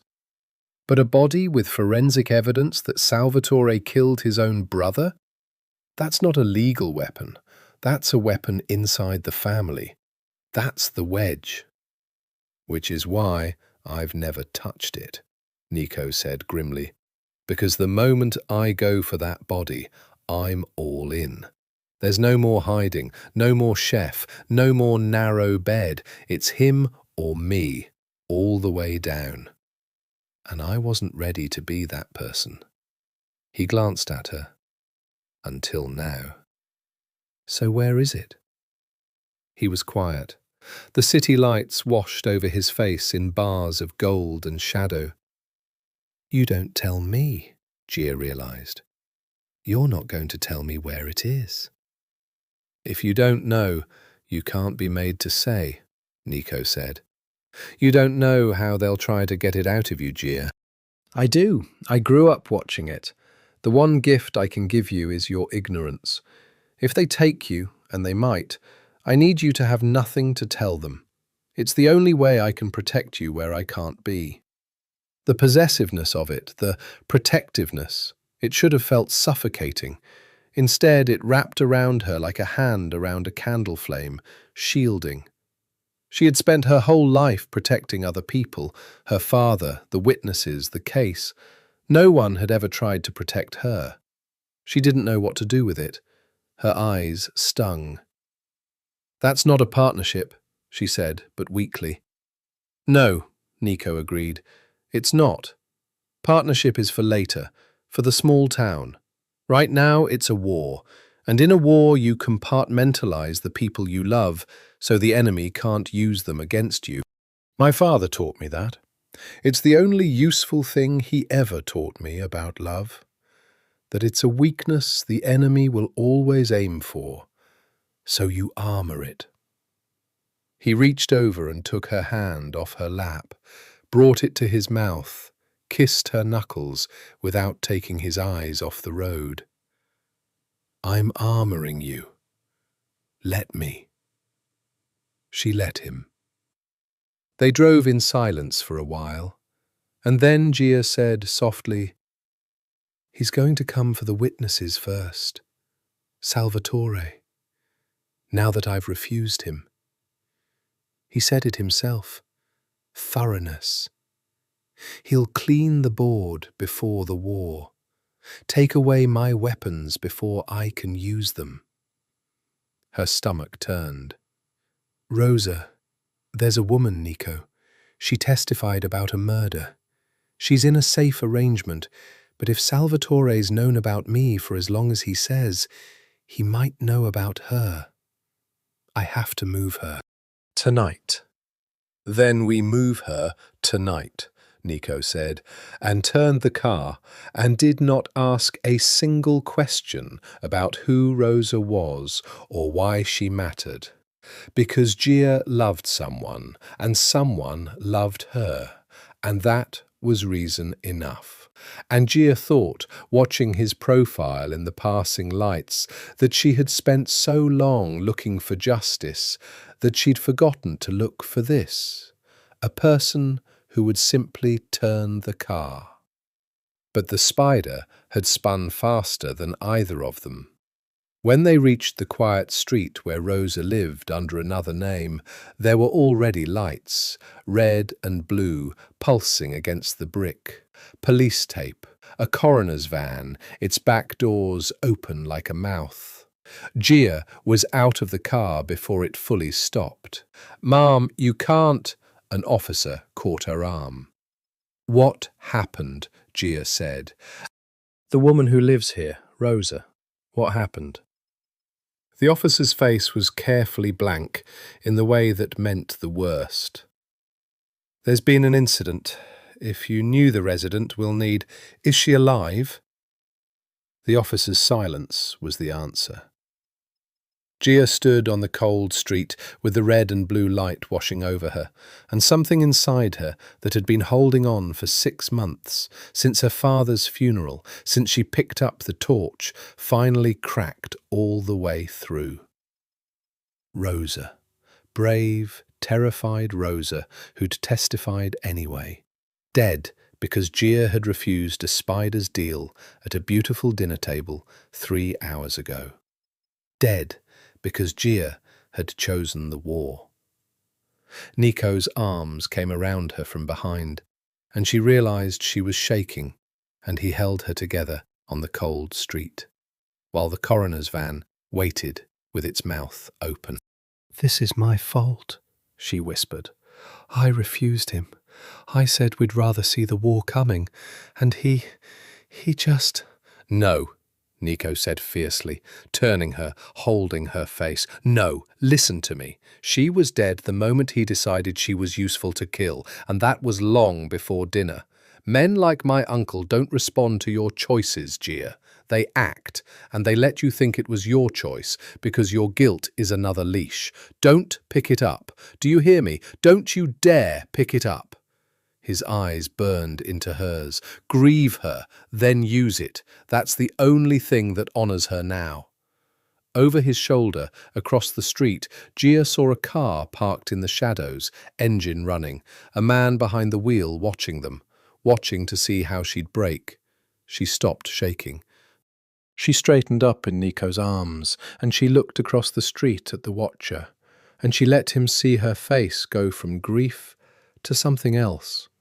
Something cold, something her father would have recognized, something Salvatore would recognize too when it was reported to him. "Okay," she said quietly. "War." Nico called them in. They came to a warehouse by the river that smelled of salt and rust, one at a time over the course of a night. Old men and young ones, men who'd served his father, men who'd been waiting 3 years for a phone to ring. Gia stood at Nico's side and watched them arrive, and she watched their faces when they saw him, and she understood something about the thing she'd fallen in love with. They knelt. Not all of them, not theatrically, but the old ones did, briefly, touching his hand, and the young ones stood straighter, and every single one of them looked at Nico Bellucci the way you look at something you'd been told was dead and buried and had prayed over anyway. He wasn't just an heir to them, he was a resurrection. He was Vittorio come back. He was the rightful thing in a world that had been wrong for 3 years. "They love you," Gia murmured. "They loved my father," Nico said. "I'm just the shape he left behind." But she saw how it moved him, how he had to work to keep his face still, and she loved him more for the working. There was a man named Aldo, grey and scarred, who had been her father's age and her father's enemy for 30 years, and when he was introduced to her and heard her name, he went very quiet. "Moretti," Aldo said. "Enzo Moretti's girl." "Yes." The old soldier studied her. "Your father put my brother in prison," he said. 1998, 15 years. My brother died in there." The warehouse went tense. Nico shifted his weight. Gia held the old man's gaze and did not flinch. "I'm sorry about your brother," she said, "but I won't apologize for my father. He did his job. Your brother did his. That's the world you both chose." She paused. "I didn't choose it, and neither did Nico, not really. So maybe we get to build a different one. Or maybe you can't get past your brother. In which case, tell me now, because I won't stand next to a man who's deciding whether to put a knife in me over something that happened when I was a child." Silence. Then, slowly, Aldo smiled, a hard, weathered smile. "Vittorio would have liked you," he said. "God help us all." And he stepped back, and the tension broke, and Gia let out a breath she hadn't known she was holding. Nico's hand found the small of her back. "Well done," the touch said. They planned through the night. It was, Gia thought, the strangest war council in history. A fugitive heir, a dead detective's daughter, and a dozen men who'd have killed each other a week ago, bent over a table in a river warehouse, plotting the fall of a spider. Nico laid out the shape of it. The body, he didn't say where, the forensic proof that Salvatore had killed his own blood, the moment they'd reveal it, at the family's midsummer gathering in 8 days, when every capo and soldier would be in one room at Salvatore's mansion, when the whole family could witness the truth at once, and there'd be no controlling the story after. 8 days, Aldo said. He'll move on us before then. He knows we're gathering. He killed the witness to send a message. He'll move, Nico agreed. So we give him something to move at that isn't the real thing. We let him chase shadows. He looked at Gia. And in the meantime, Gia builds the outside case in parallel, the legal box, so that even if the inside play fails, even if the family closes ranks and protects him from his own blood crime, there's still a cell waiting. 2 nets. If he tears through one, the other holds. It was good. It was elegant. Gia, the professional, could find no flaw in it, which was exactly what frightened her, because she had learned from her father that the plans without visible flaws were the ones with the flaw hidden inside them, usually a person. A weak link. A traitor. She looked around the warehouse at the dozen loyal faces, and she thought, Salvatore let the loyalists think they were hidden. He said so at dinner. A leash you can see is more useful than one you can't. Which means at least one of these men has been reporting to him for 3 years. She didn't say it. Not there. Not with all of them listening. But later, in the car, she said it to Nico. "There's a leak," she said. "In the loyalists. Has to be. Salvatore knew about them for years. That doesn't happen without someone talking." Nico's hands tightened on the wheel. "I know." "You know?" "I've always known there might be. My father used to say you build your inner circle, assuming one of them is already sold. It doesn't paralyze you. You just structure everything so the traitor never has the whole picture."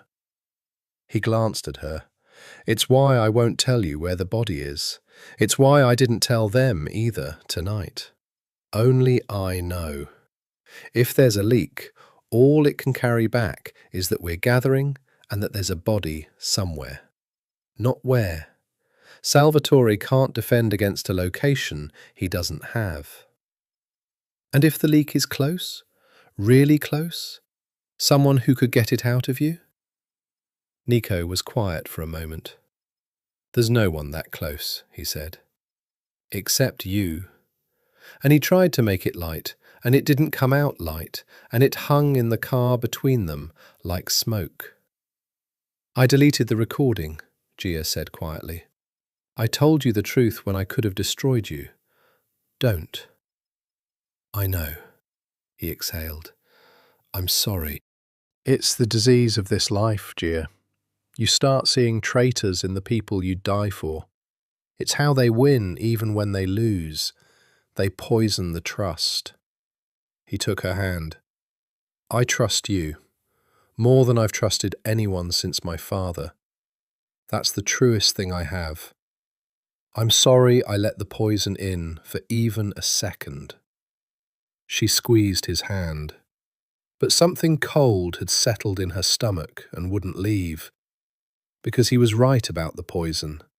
And she knew, the way she knew how to read a room, that somewhere in the 8 days ahead, the trust between them was going to be tested by someone who wanted it broken. And Salvatore Bellucci was very, very good at breaking things. It came on the 5th day, and it came the way she should have expected. Not as a bullet, but as a betrayal wearing evidence. Gia was in the small apartment they'd been using as a base, not her place, not the restaurant, a safe flat Aldo had provided, building the legal case, layering the money maps over the forensic timeline, when Nico came in with his face gone to stone. Someone sent this to Aldo, he said, and put a phone in front of her. It was a photograph, Gia in the red dress, at Sancta, and a second photo, Gia sitting across a cafe table from a man in a suit she didn't recognize, leaning in close, apparently intimate. And a document, a scan, a payment record, a transfer of $40,000 into an account with her name on it, from a shell company Gia recognized instantly because she'd mapped it herself. A Bellucci shell company. Salvatore's saying you're his, Nico said. His voice was terrible in its evenness. That you've been on his payroll the whole time. That you were sent to get close to me, to find the loyalists, to find the body. That the anti-mafia daughter is a legend, a cover, and you're actually his asset. And this whole thing, us, all of it, has been a Bellucci operation to draw the true heir out of hiding. He set his hands flat on the table. Aldo wants you dead. Half the loyalists want you dead. They think you're the leak. They think you're worse than the leak. They think you're the whole trap. Gia stared at the phone. The $40,000. The intimate cafe photo. It was good work. It was professional work. The kind she did herself, and she recognized the craftsmanship of it, even as it closed around her throat. The cafe photo is doctored, or it's from years ago. That's not... I don't even know that man, she said, and heard how it sounded, heard the exact frequency of a guilty person protesting, because the truth always sounds like a lie when someone's built a better lie next to it. The money, Nico. I could put $40,000 in your name with an afternoon and a shell company. You know I could. It's the easiest thing in the world to fake. I know, Nico said. She stopped. I know it's fake, he said. I know you're not his. I know it the way I know my own name. My real one. He didn't move. But knowing it and being able to prove it to a room full of frightened men who already hate you are two very different things. And Salvatore knows that. This isn't meant to convince me, Gia. He knows I won't believe it. It's meant to convince them. It's meant to make my own men turn on you, so that I have to choose, defend you and lose the loyalists who think I'm blinded by a Bellucci plant, or sacrifice you to keep them. Either way, he wins. Either I lose my army, or I lose my... His voice caught just slightly. Or I lose you. The elegance of it took Gia's breath away. It was the same play from dinner, refined. Salvatore never attacked you. He made you attack yourself. He handed you a knife and arranged the world so you cut your own throat. Then we prove it's fake, Gia said, publicly, to all of them. I can trace the shell company back to Salvatore. I mapped it. I have the whole chain. It's his money pretending to be his own bribe of me. That's the tell. That's the flaw. That takes days you don't have, Nico said. Aldo's men aren't going to sit and wait for a forensic accounting lecture. Some of them are already gone, Gia, peeled off in the last 2 hours, and the ones who stayed, he shook his head. There's a faction that's decided the safest move is to kill you now and ask questions never. Aldo's holding them off, barely, because I asked him to. But my authority with these men is 5 days old and built on my dead father's name, and I'm spending all of it right now keeping you breathing. Gia looked at the man she loved, spending the only currency he had, his father's legacy, his army, his war, to buy her one more day of life against the accusation that she was the enemy. And the horror of it was that from the outside she was the perfect enemy. Enemy's daughter. Access to the heir. Deleted a recording no one could verify had existed. Every true thing about her fit the false story perfectly. You should give me up, she said. Nico's head came up. Listen to me. Tactically, you should hand me over. It's what the situation demands. Keep your army, keep your war, take down your uncle for your father. That's what you came back to do, and I'm the thing making it impossible. Salvatore's right. I am in the way of your whole family this time, not just him. Her voice was steady, even as everything inside her shattered. You armored me, Nico. Your word. You put love in armor because the enemy aims for it. Well, he aimed for it, and the armor's a liability now. So take it off. Let me go. Finish the mission. It's what our fathers would have. Nico crossed the room and kissed her hard, cutting off the word, and when he pulled back his eyes were burning and wet and absolutely certain. I renounced the chair once already, he said. 3 years ago, in a stairwell, running from men with guns. I chose a narrow bed and a false name over the war, and I told myself it was strategy, and it was cowardice, and I have hated myself for 3 years. His hands framed her face. I am not going to spend the one thing that finally made me brave to buy back the throne I ran from. Do you understand me? The family, the chair, the war. I wanted all of it back because you woke it up in me. Take you out of the equation, and there's no equation. There's just a scared cook in an apron again. He pressed his forehead to hers. So no, I will not give you up. Not to save the mission, not to save the army, not to save myself. If it comes to you or the chair, I will burn the chair to the ground and salt the earth. Let Salvatore keep it. I'll take you instead. That's not strategy, Gia whispered, crying now. That's not smart. It's love, Nico said. It's a weakness the enemy will always aim for, and I'm done armoring it. I'm going to make it my strength instead, or I'm going to die trying, but I am not going to be a man who trades away the person he loves to win a game. He wiped her tears with his thumbs. Now, you're the best case builder in this city. Salvatore built a lie out of money and photographs. Tear it apart. Show my men the flaw. You have until morning, and I'll buy you every minute of it with everything I've got. Prove you're mine and not his. Not to me, I already know. To them. Gia looked at him, and something fierce and clear rose up through the grief. Get me my laptop, she said, "and get me Aldo. If I'm going to prove Salvatore framed me, I'm going to do it by proving something he'll hate far more. Which is that the real leak is still in the room, and I know how to smoke him out." She stood in the warehouse before the men who wanted her dead, and she did not have a gun, and she did not have Nico's name, and she had exactly one weapon.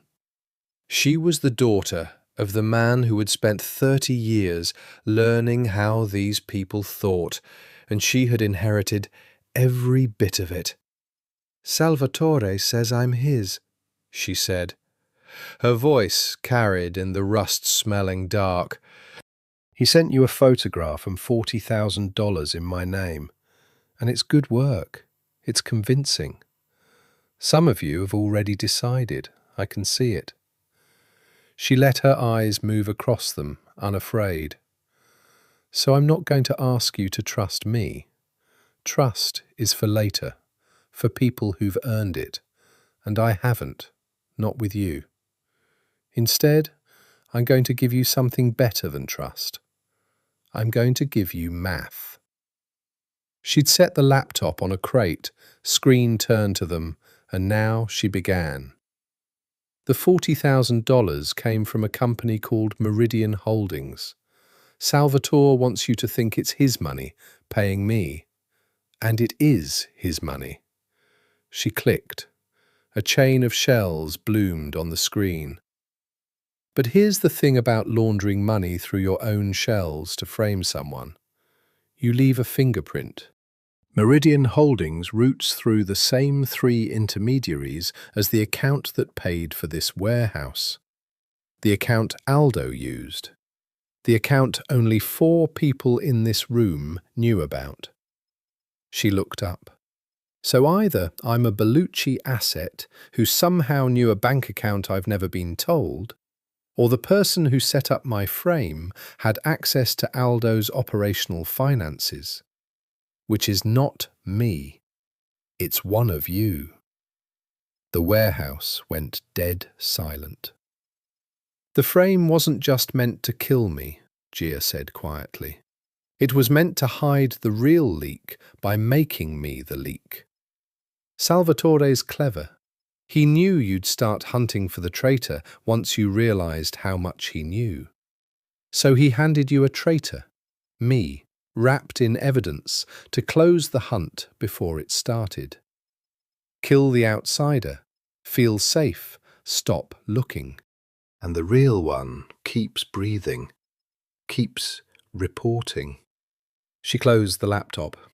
"The money trail runs through Aldo's operational account. 4 people had it.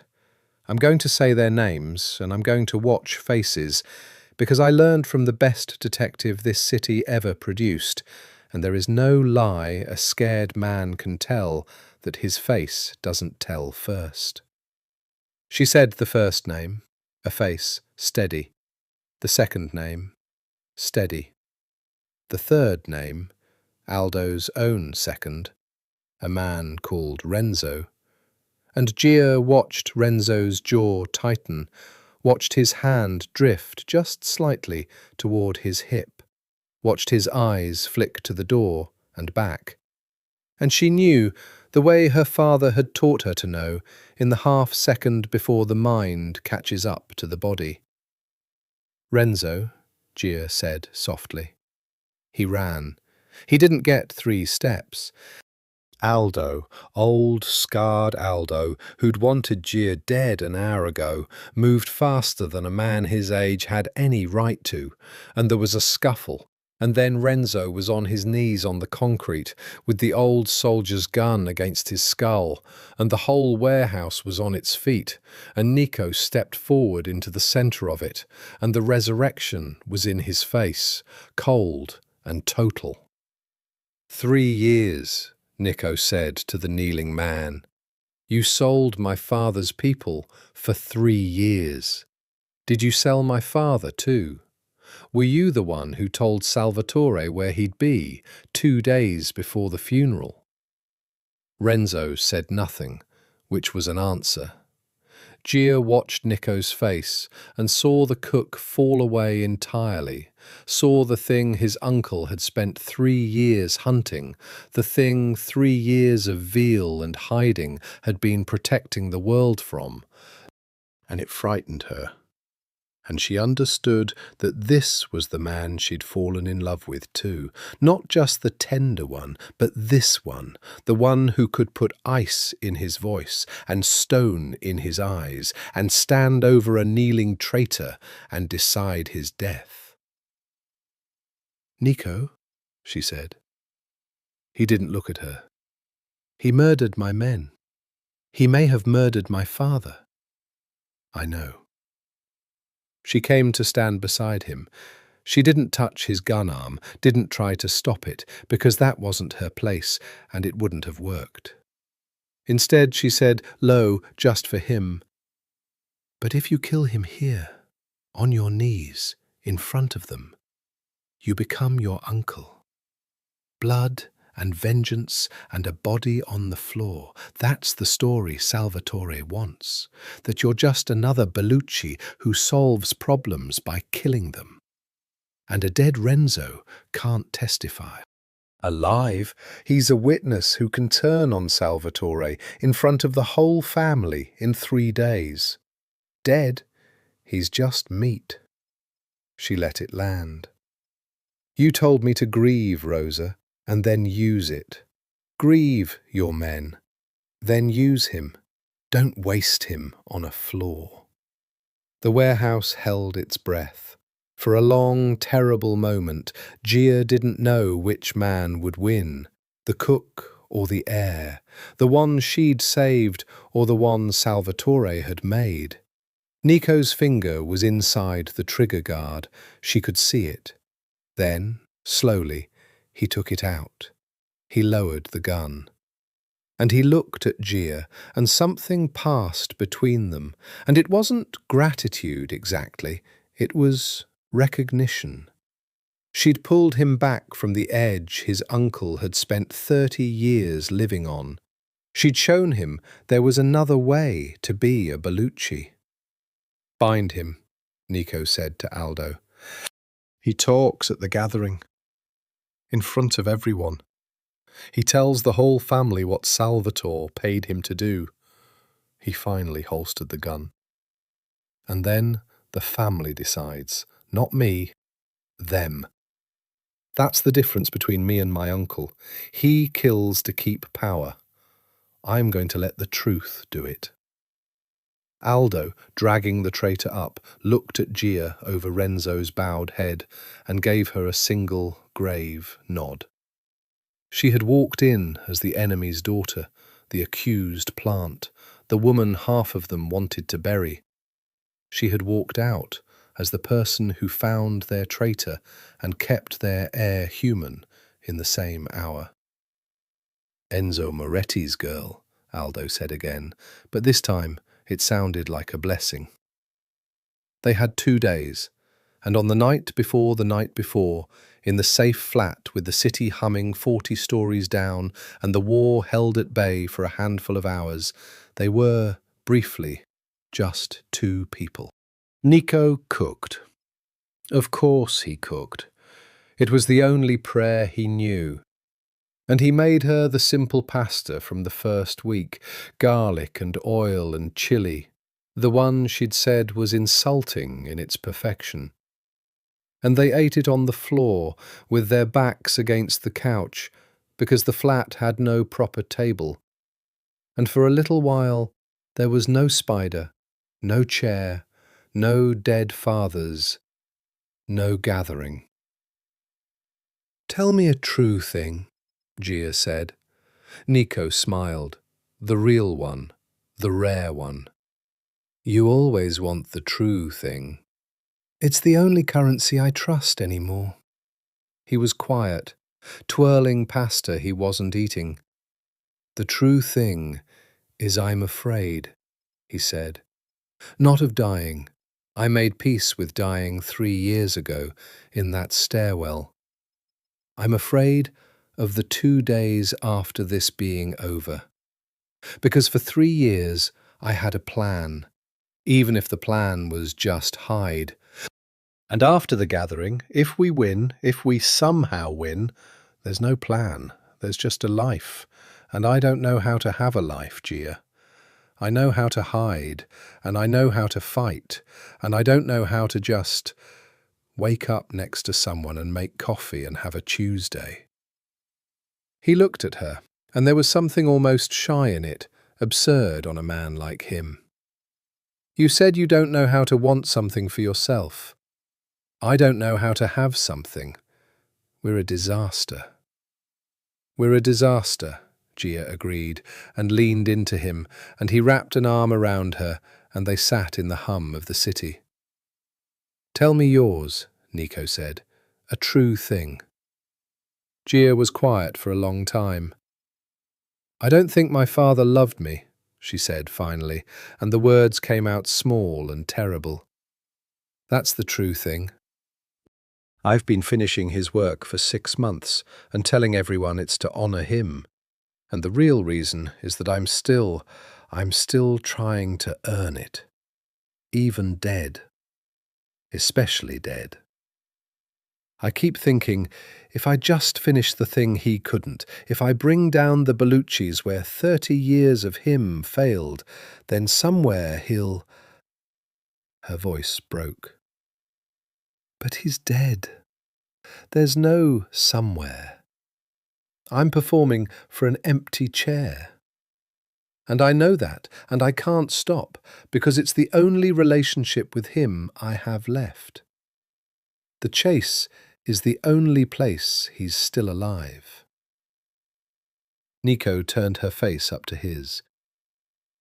He loved you, he said. I never met him. I don't know a thing about him except that his daughter is the bravest, sharpest person I've ever known.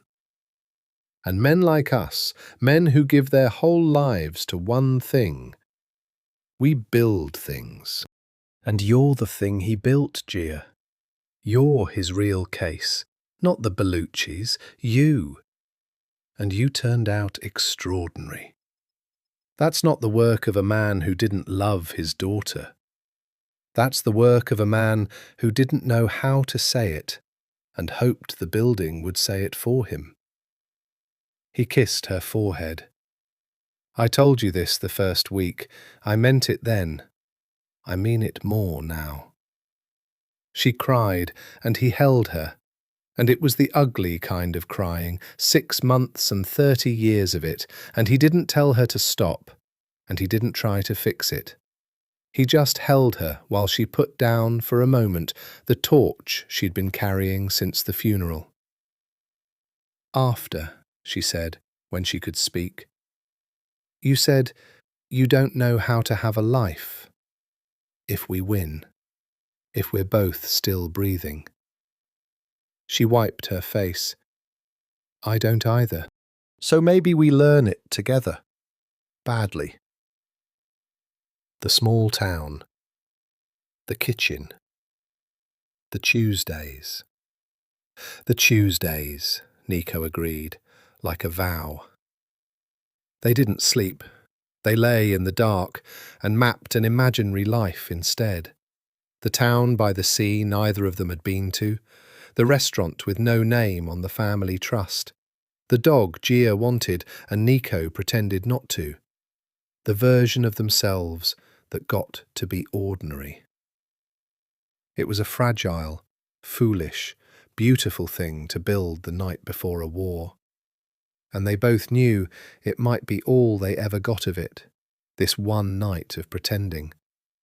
And that made them build it more carefully, more tenderly, brick by brick, in the dark.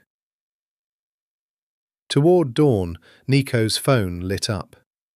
He read it, and Gia felt him go still against her. What? She said. He didn't answer at first. Nico? What is it? It's from Salvatore. He turned the phone so she could see.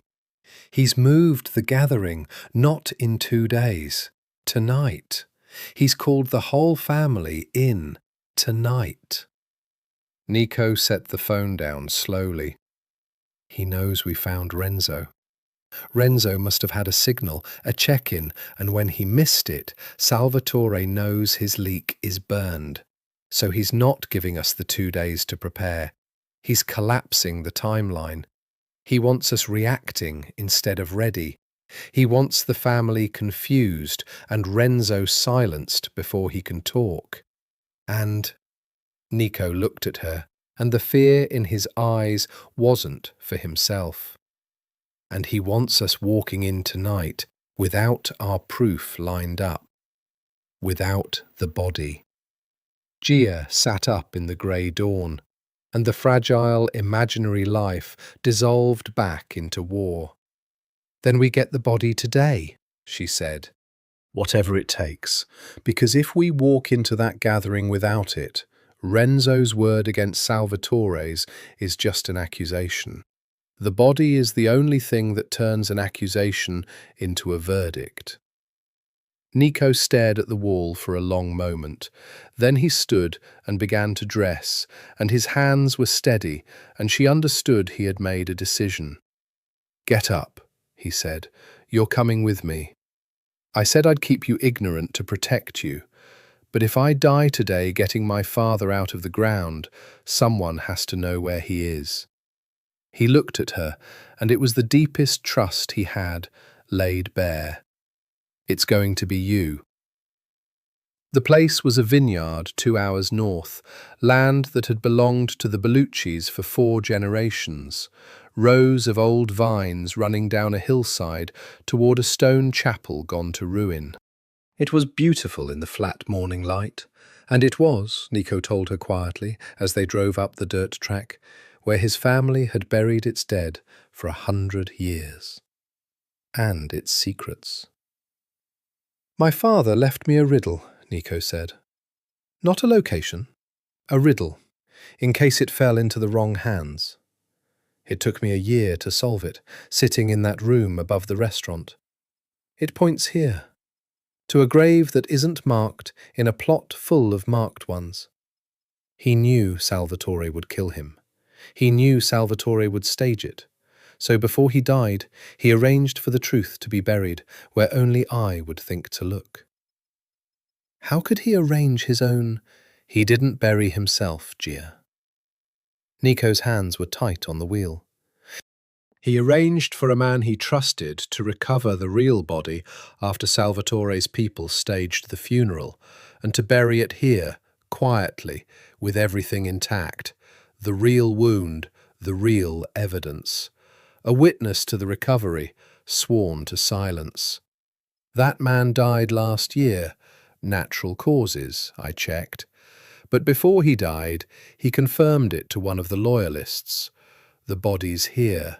My father is here, with Salvatore's crime still written on him." They walked down through the vines to the ruined chapel, and behind it, in a small walled plot, the Bellucci dead lay under stone. Nico moved among the graves with a strange reverence, reading names she didn't know, ancestors, and then he stopped at a patch of ground with no stone at all, just grass a shade too green, and he stood over it, and for a moment he couldn't speak. "Hi, Papa," he said finally, very quietly, in Italian. And Gia looked away, because some things a person should not watch. They dug.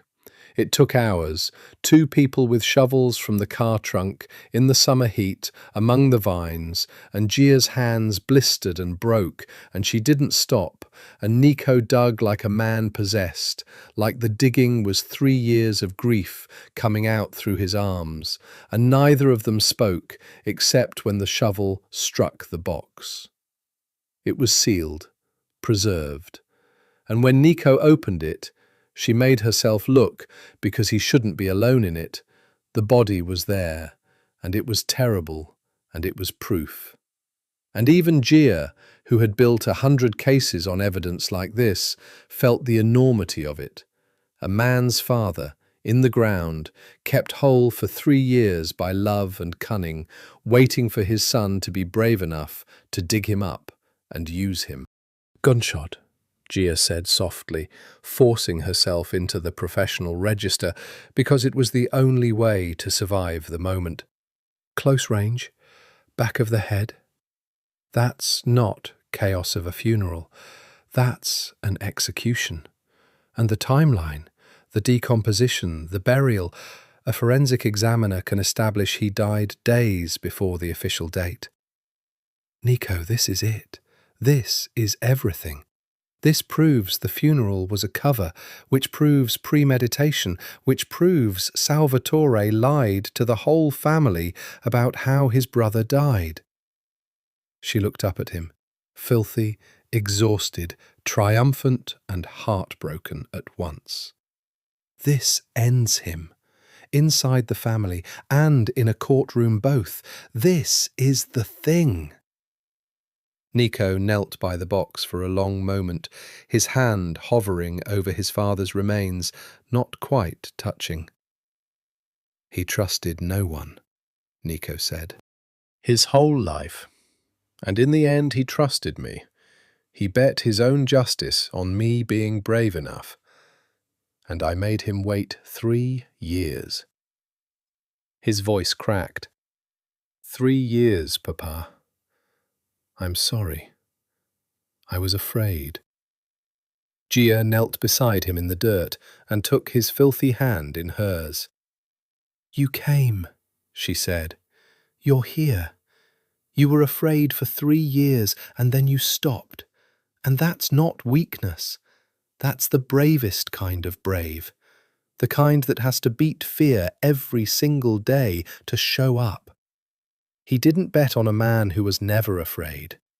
He bet on you. And you came. She squeezed his hand. Now let's make it count. Let's take your father to the gathering and let him testify. Nico looked at her, and something settled in his face, some final peace. Okay, he said. They photographed everything, Gia's phone, methodical, the case builder's discipline, angles and details, and the terrible, clear proof. They took a sample, carefully, that a forensic examiner could date. And they closed the box, gently, and Nico said goodbye to his father in the ruined chapel with the vines going gold around them. And then they drove back toward the city and the gathering and the spider, with the dead man's evidence riding between them like a third passenger. Halfway back, Gia's phone rang. A number she didn't know. She almost let it go. Then something made her answer. Miss Moretti? Salvatore's voice, warm, terrible. You've been to the vineyard. My man watched you dig. Very moving, I'm sure. Gia's blood froze. Nico's head snapped toward her. Now, Salvatore continued, I could have stopped you. I chose not to. Do you know why? Because I want the body at the gathering. I want my nephew to walk in tonight and produce his father's corpse in front of the whole family, and I want to be ready for it. Because I've had 3 years to prepare a story for that exact moment, my dear, and you've had 1 afternoon. You think the body is your weapon. His voice dropped. It's mine.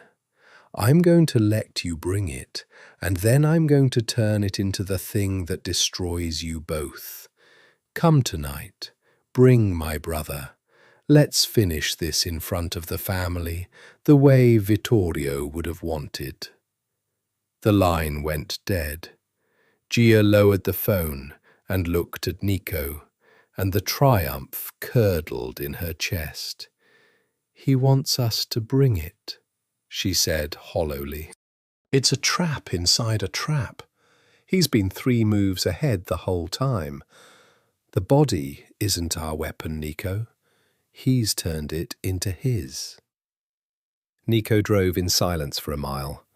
Then, softly, terribly, he began to smile. No, he said. He thinks he has, but he just made his first mistake. He told us it's a trap. He glanced at her, and the air was fully awake in his eyes now, cold and brilliant. Which means we don't spring his trap. We spring the one he doesn't know we have. Gia, how fast can you get your case, the real legal case, into the hands of a prosecutor you trust? Tonight? An hour. Why? Because Salvatore's ready for the body, Nico said. He's ready for the family.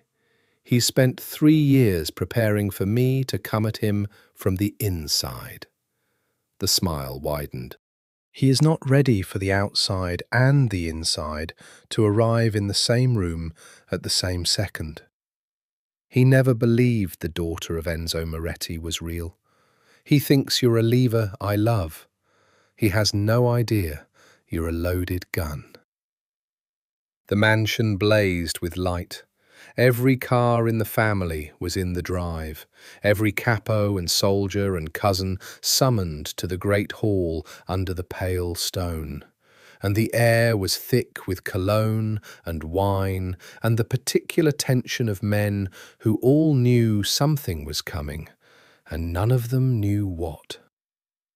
Nico Bellucci walked in through the front doors, carrying a small case in one hand and holding Gia's hand with the other. And the whole room turned, and the whole room went silent, because the dead heir was alive, and he had come home, and he had come armed. Not with a gun. Everyone could see he had no gun, but with something worse. Something in the set of his shoulders and the ice in his eyes. Salvatore stood at the head of the hall, resplendent, smiling, arms open. "Niccolo! And you brought her. And," his eyes went to the case, "you brought him, my brother. How touching. Family, all together again." He spread his arms to the room. "You see? I told you my nephew lived. I told you he'd come home. And here he is, on the night I've gathered you all to make his claim. Well, boy, the family is listening. Make it." It was masterful. He'd reframed it before Nico could speak, turned the ambush into a coronation he was graciously permitting, put himself in the role of the generous uncle indulging the prodigal. Gia felt the room tilt towards Salvatore's story. He was so good. Nico set the case down on the long table. He looked around the room, at the faces of his father's men and his uncle's men, at Aldo grim by the wall, at the cousins and the capos, at 3 years of his life waiting to be reclaimed. "My father was murdered," Nico said. His voice was quiet, and it carried to every corner. Not in the chaos of his funeral. 2 days before. Executed. A bullet in the back of his head. And then his death was staged and lied about to this family by the man who killed him. He looked at Salvatore. His own brother. The room erupted, shouts, denials, the scrape of chairs. Salvatore's face was a mask of wounded shock, beautifully done. "He's mad with grief," Salvatore called over the noise. 3 years in hiding has poisoned him. "Niccolo, I loved your father." "I have the body," Nico said. Silence, sudden and total. "I dug him up this afternoon, from the vineyard, where a man loyal to my father hid him, whole, with the truth still on him, waiting 3 years for me to be brave enough." Nico's hand rested on the case. "The wound, the timeline. A forensic examiner will confirm he died days before the funeral you all attended, which means the funeral was a lie.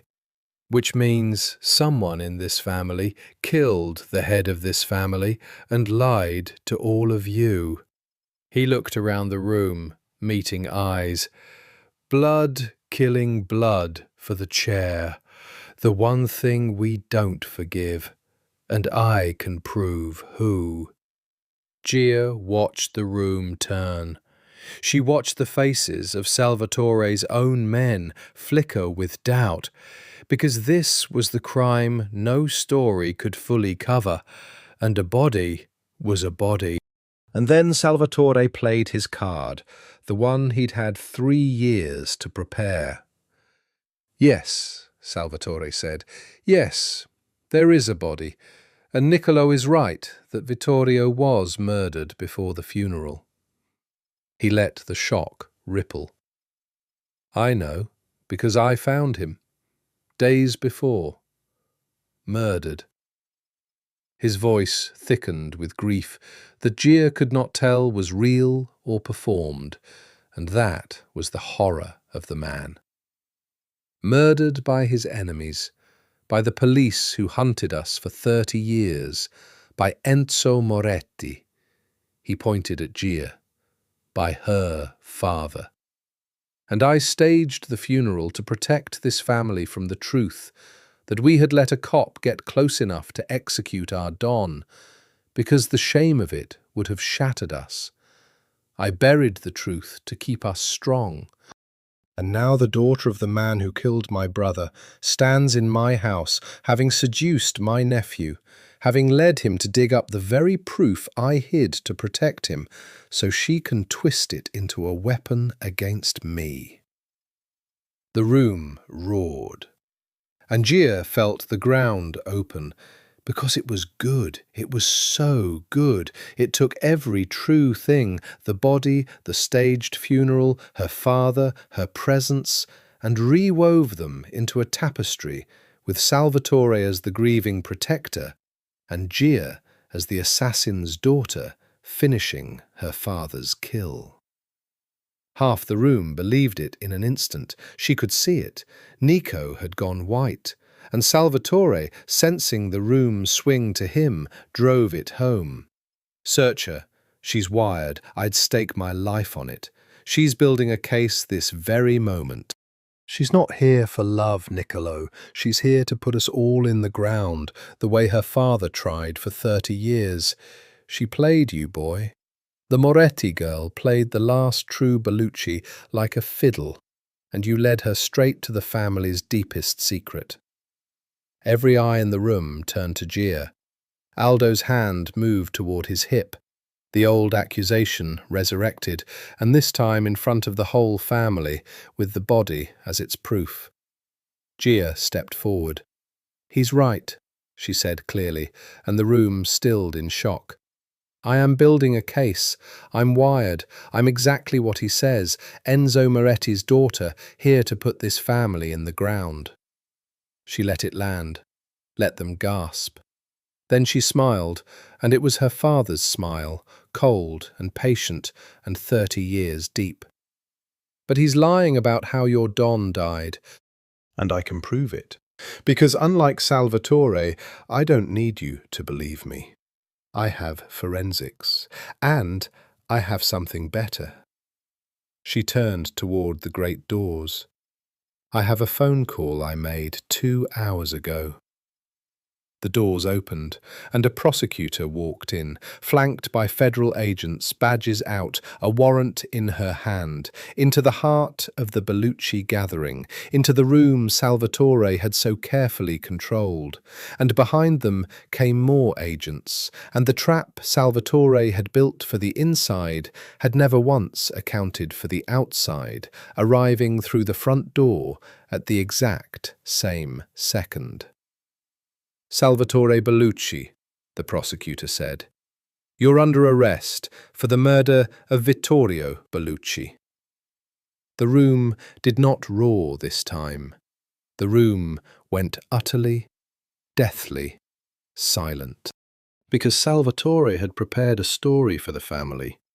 He had not prepared one for the state. For one heartbeat, no one moved. Then Salvatore laughed, a short, ugly sound, all the warmth gone.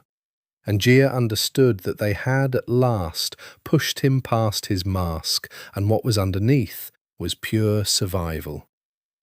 "You brought the state into my house," Salvatore said softly, "into a room full of my men." His eyes swept the gathering, and Gia saw him counting. Guns, loyalties, exits. The same arithmetic Nico did, the family trait.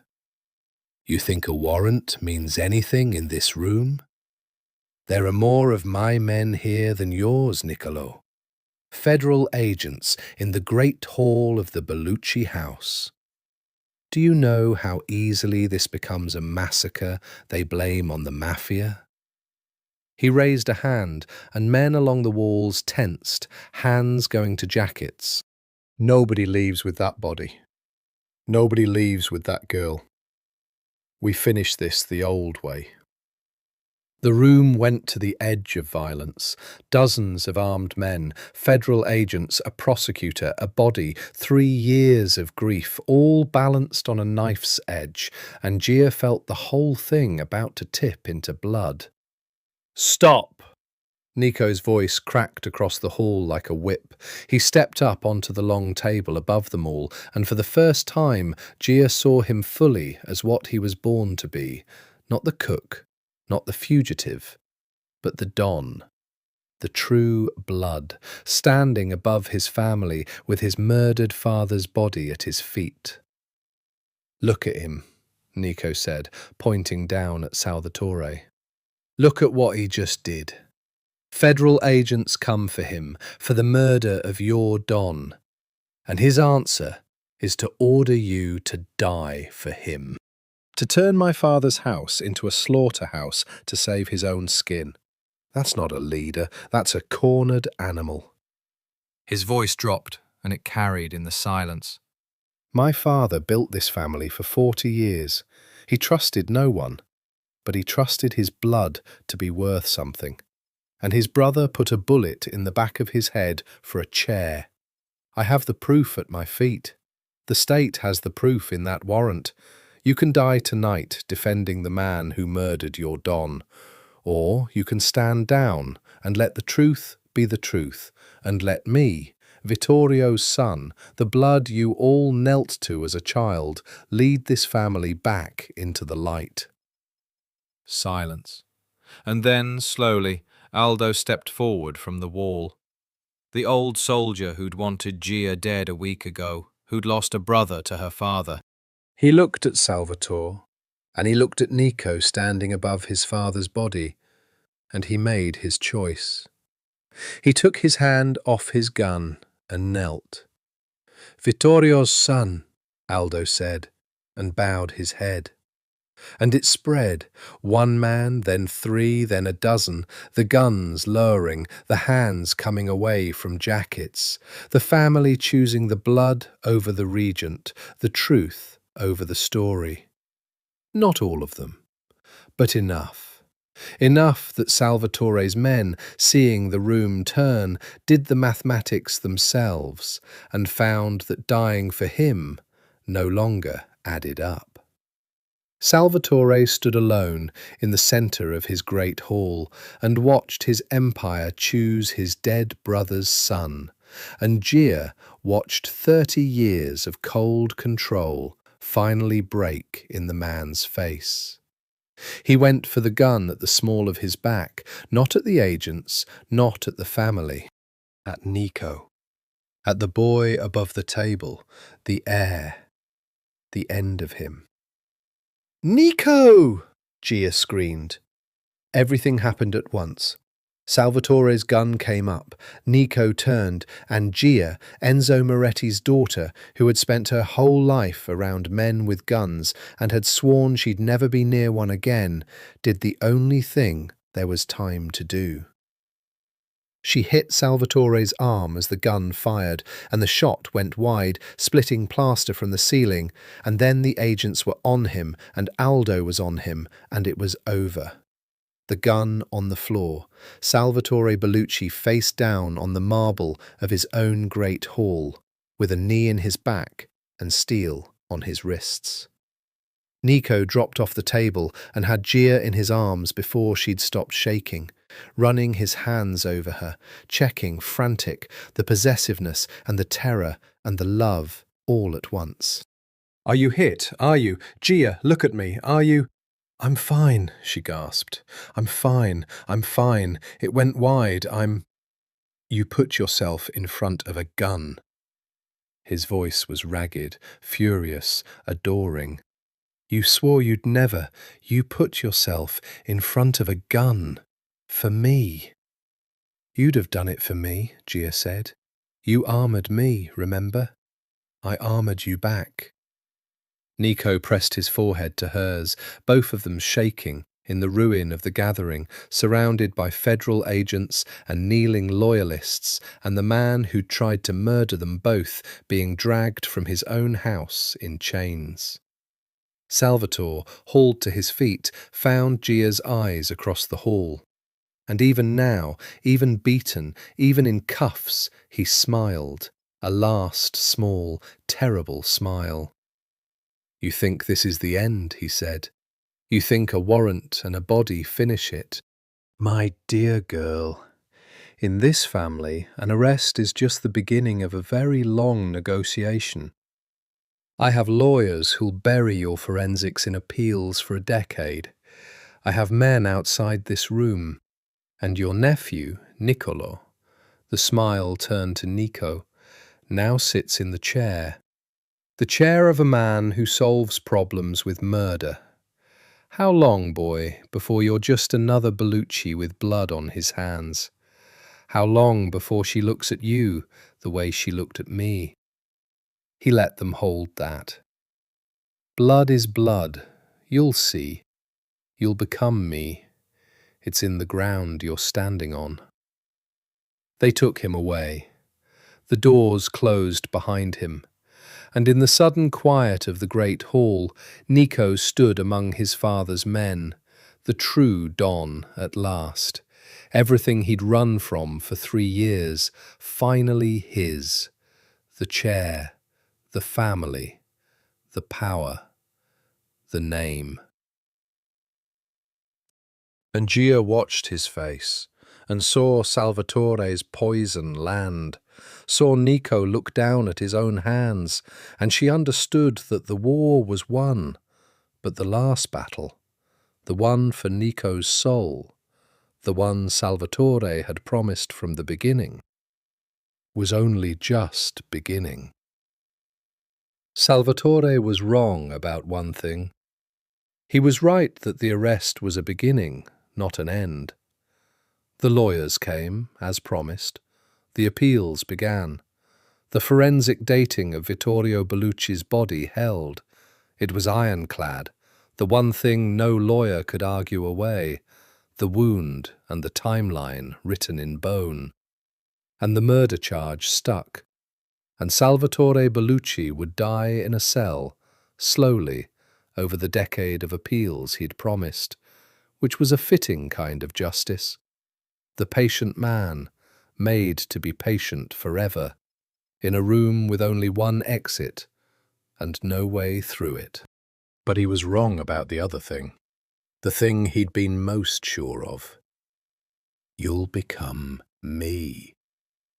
Because on the morning after the gathering, Niccolo Bellucci, Don of the family now, the blood restored, sitting in his father's chair with his father's men kneeling, stood up from the chair and walked out of the mansion and gave it away. He gave it to Aldo, to the loyalists, to a council of the old blood, with rules his father should have written and never did. Out of the drugs, out of the worst of it, legitimate businesses first, the restaurants and the vineyards and the honest money, the family dragged blinking into a smaller, cleaner life. It would take years, it might fail, some of them would hate him for it. But he would not sit in the chair his uncle had murdered for. He'd seen what the chair did to blood. You could have kept it, Gia said.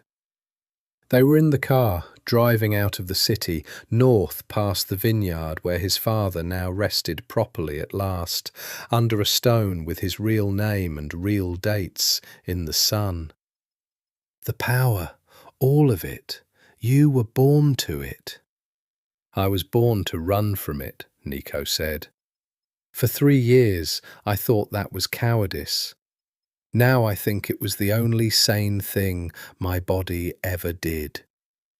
He glanced at her, and the ice was gone from his eyes, had been gone since the morning, replaced by something she'd only seen in flashes before. Peace. Salvatore said I'd become him. Blood is blood, the ground I'm standing on. But he was wrong about the ground. You get to choose which ground you stand on. My father chose the family. Salvatore chose the chair. I'm choosing.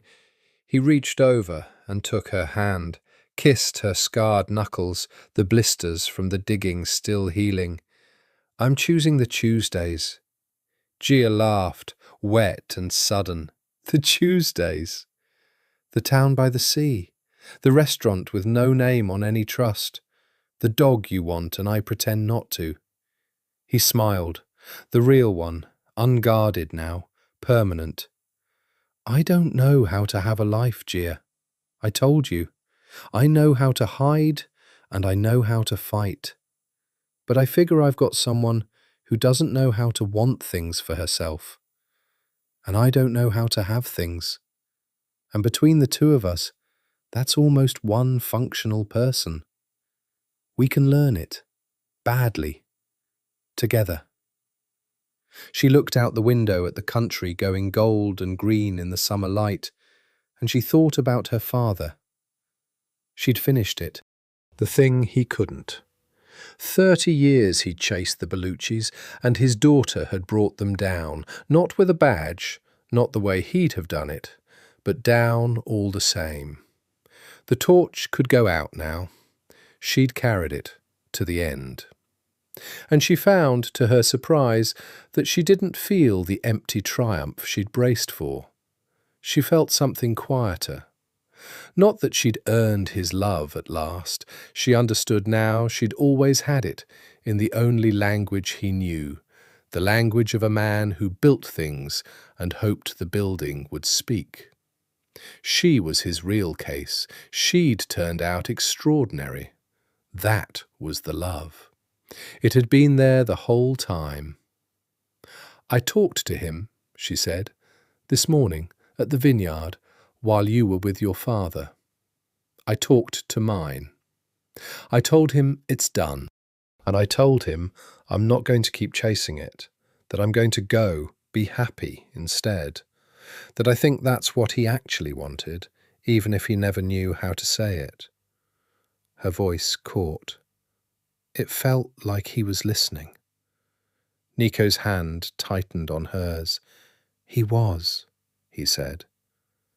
They drove north, the two of them, out of the world of penthouses and nightclubs and mansions, out of the world of guns and power and mafia families, out of the beautiful dark that had made them and nearly killed them both. 2 children who'd carried their dead father's unfinished business, finally setting it down. A hidden heir who'd stopped hiding and then, having become the thing he'd hidden from, chose to walk away from it. An investigator's daughter who'd finished the case and discovered, in the finishing, that she'd been loved the whole time. The town, when they found it, was small and worn and salt-bleached.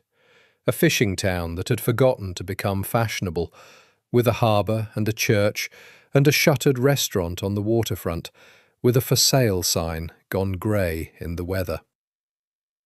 Nico stopped the car.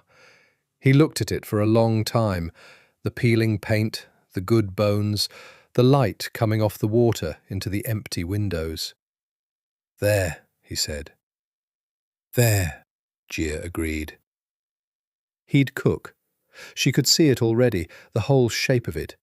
He'd cook the simple things, the veal and the pasta that was insulting in its perfection, and she'd keep the books. Honest books, for once, boring, beautiful, honest numbers.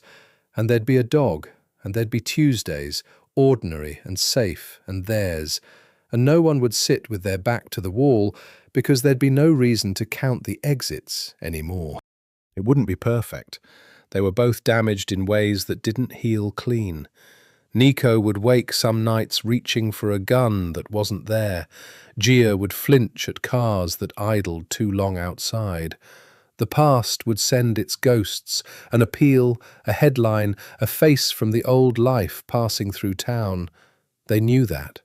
They'd made their peace with it the night before the war, on the floor with the cold pasta, building the imaginary life brick by careful brick. It was less than imaginary now. It was real, and real things have cracks. But it was theirs, chosen, standing on ground they'd picked themselves. Nico turned off the engine. In the sudden quiet, the sea and the gulls and Gia's breathing beside him. "Tell me a true thing," he said. Gia smiled. She leaned across the seat and kissed him, slow and certain. The man who'd cooked her 3 courses on a rainy night 3 years and a whole lifetime ago. The man who'd noticed all the exits and lied about patio furniture. The dangerous, beautiful, obsessed man who had, in the end, laid down every weapon he had, the chair, the family, the name, the war, and chosen her instead. "I'm home," she said. "That's the true thing. For the first time in my whole life, I'm home." And Nico Bellucci, who had spent 3 years being no one and a lifetime before that being the wrong thing, took the woman he loved into the empty restaurant with the good bones and the salt light and began, at last, the slow and ordinary and extraordinary work of learning how to simply live. Outside, the sea kept its old, patient rhythm against the harbour wall. The for sale sign came down that afternoon, and somewhere far to the south, in a cell with a single exit and no way through it, the spider waited out his decade, and the empire he'd murdered for softened, slowly, into something almost clean, run by old soldiers trying to become better men in the name of a Don who'd walked away. The lights of the little restaurant came on that first evening, gold in the blue dusk, and stayed on late, and the smell of garlic and sage drifted out over the water, and 2 people who had finally stopped running set the first 2 plates on the first clean table of the rest of their lives.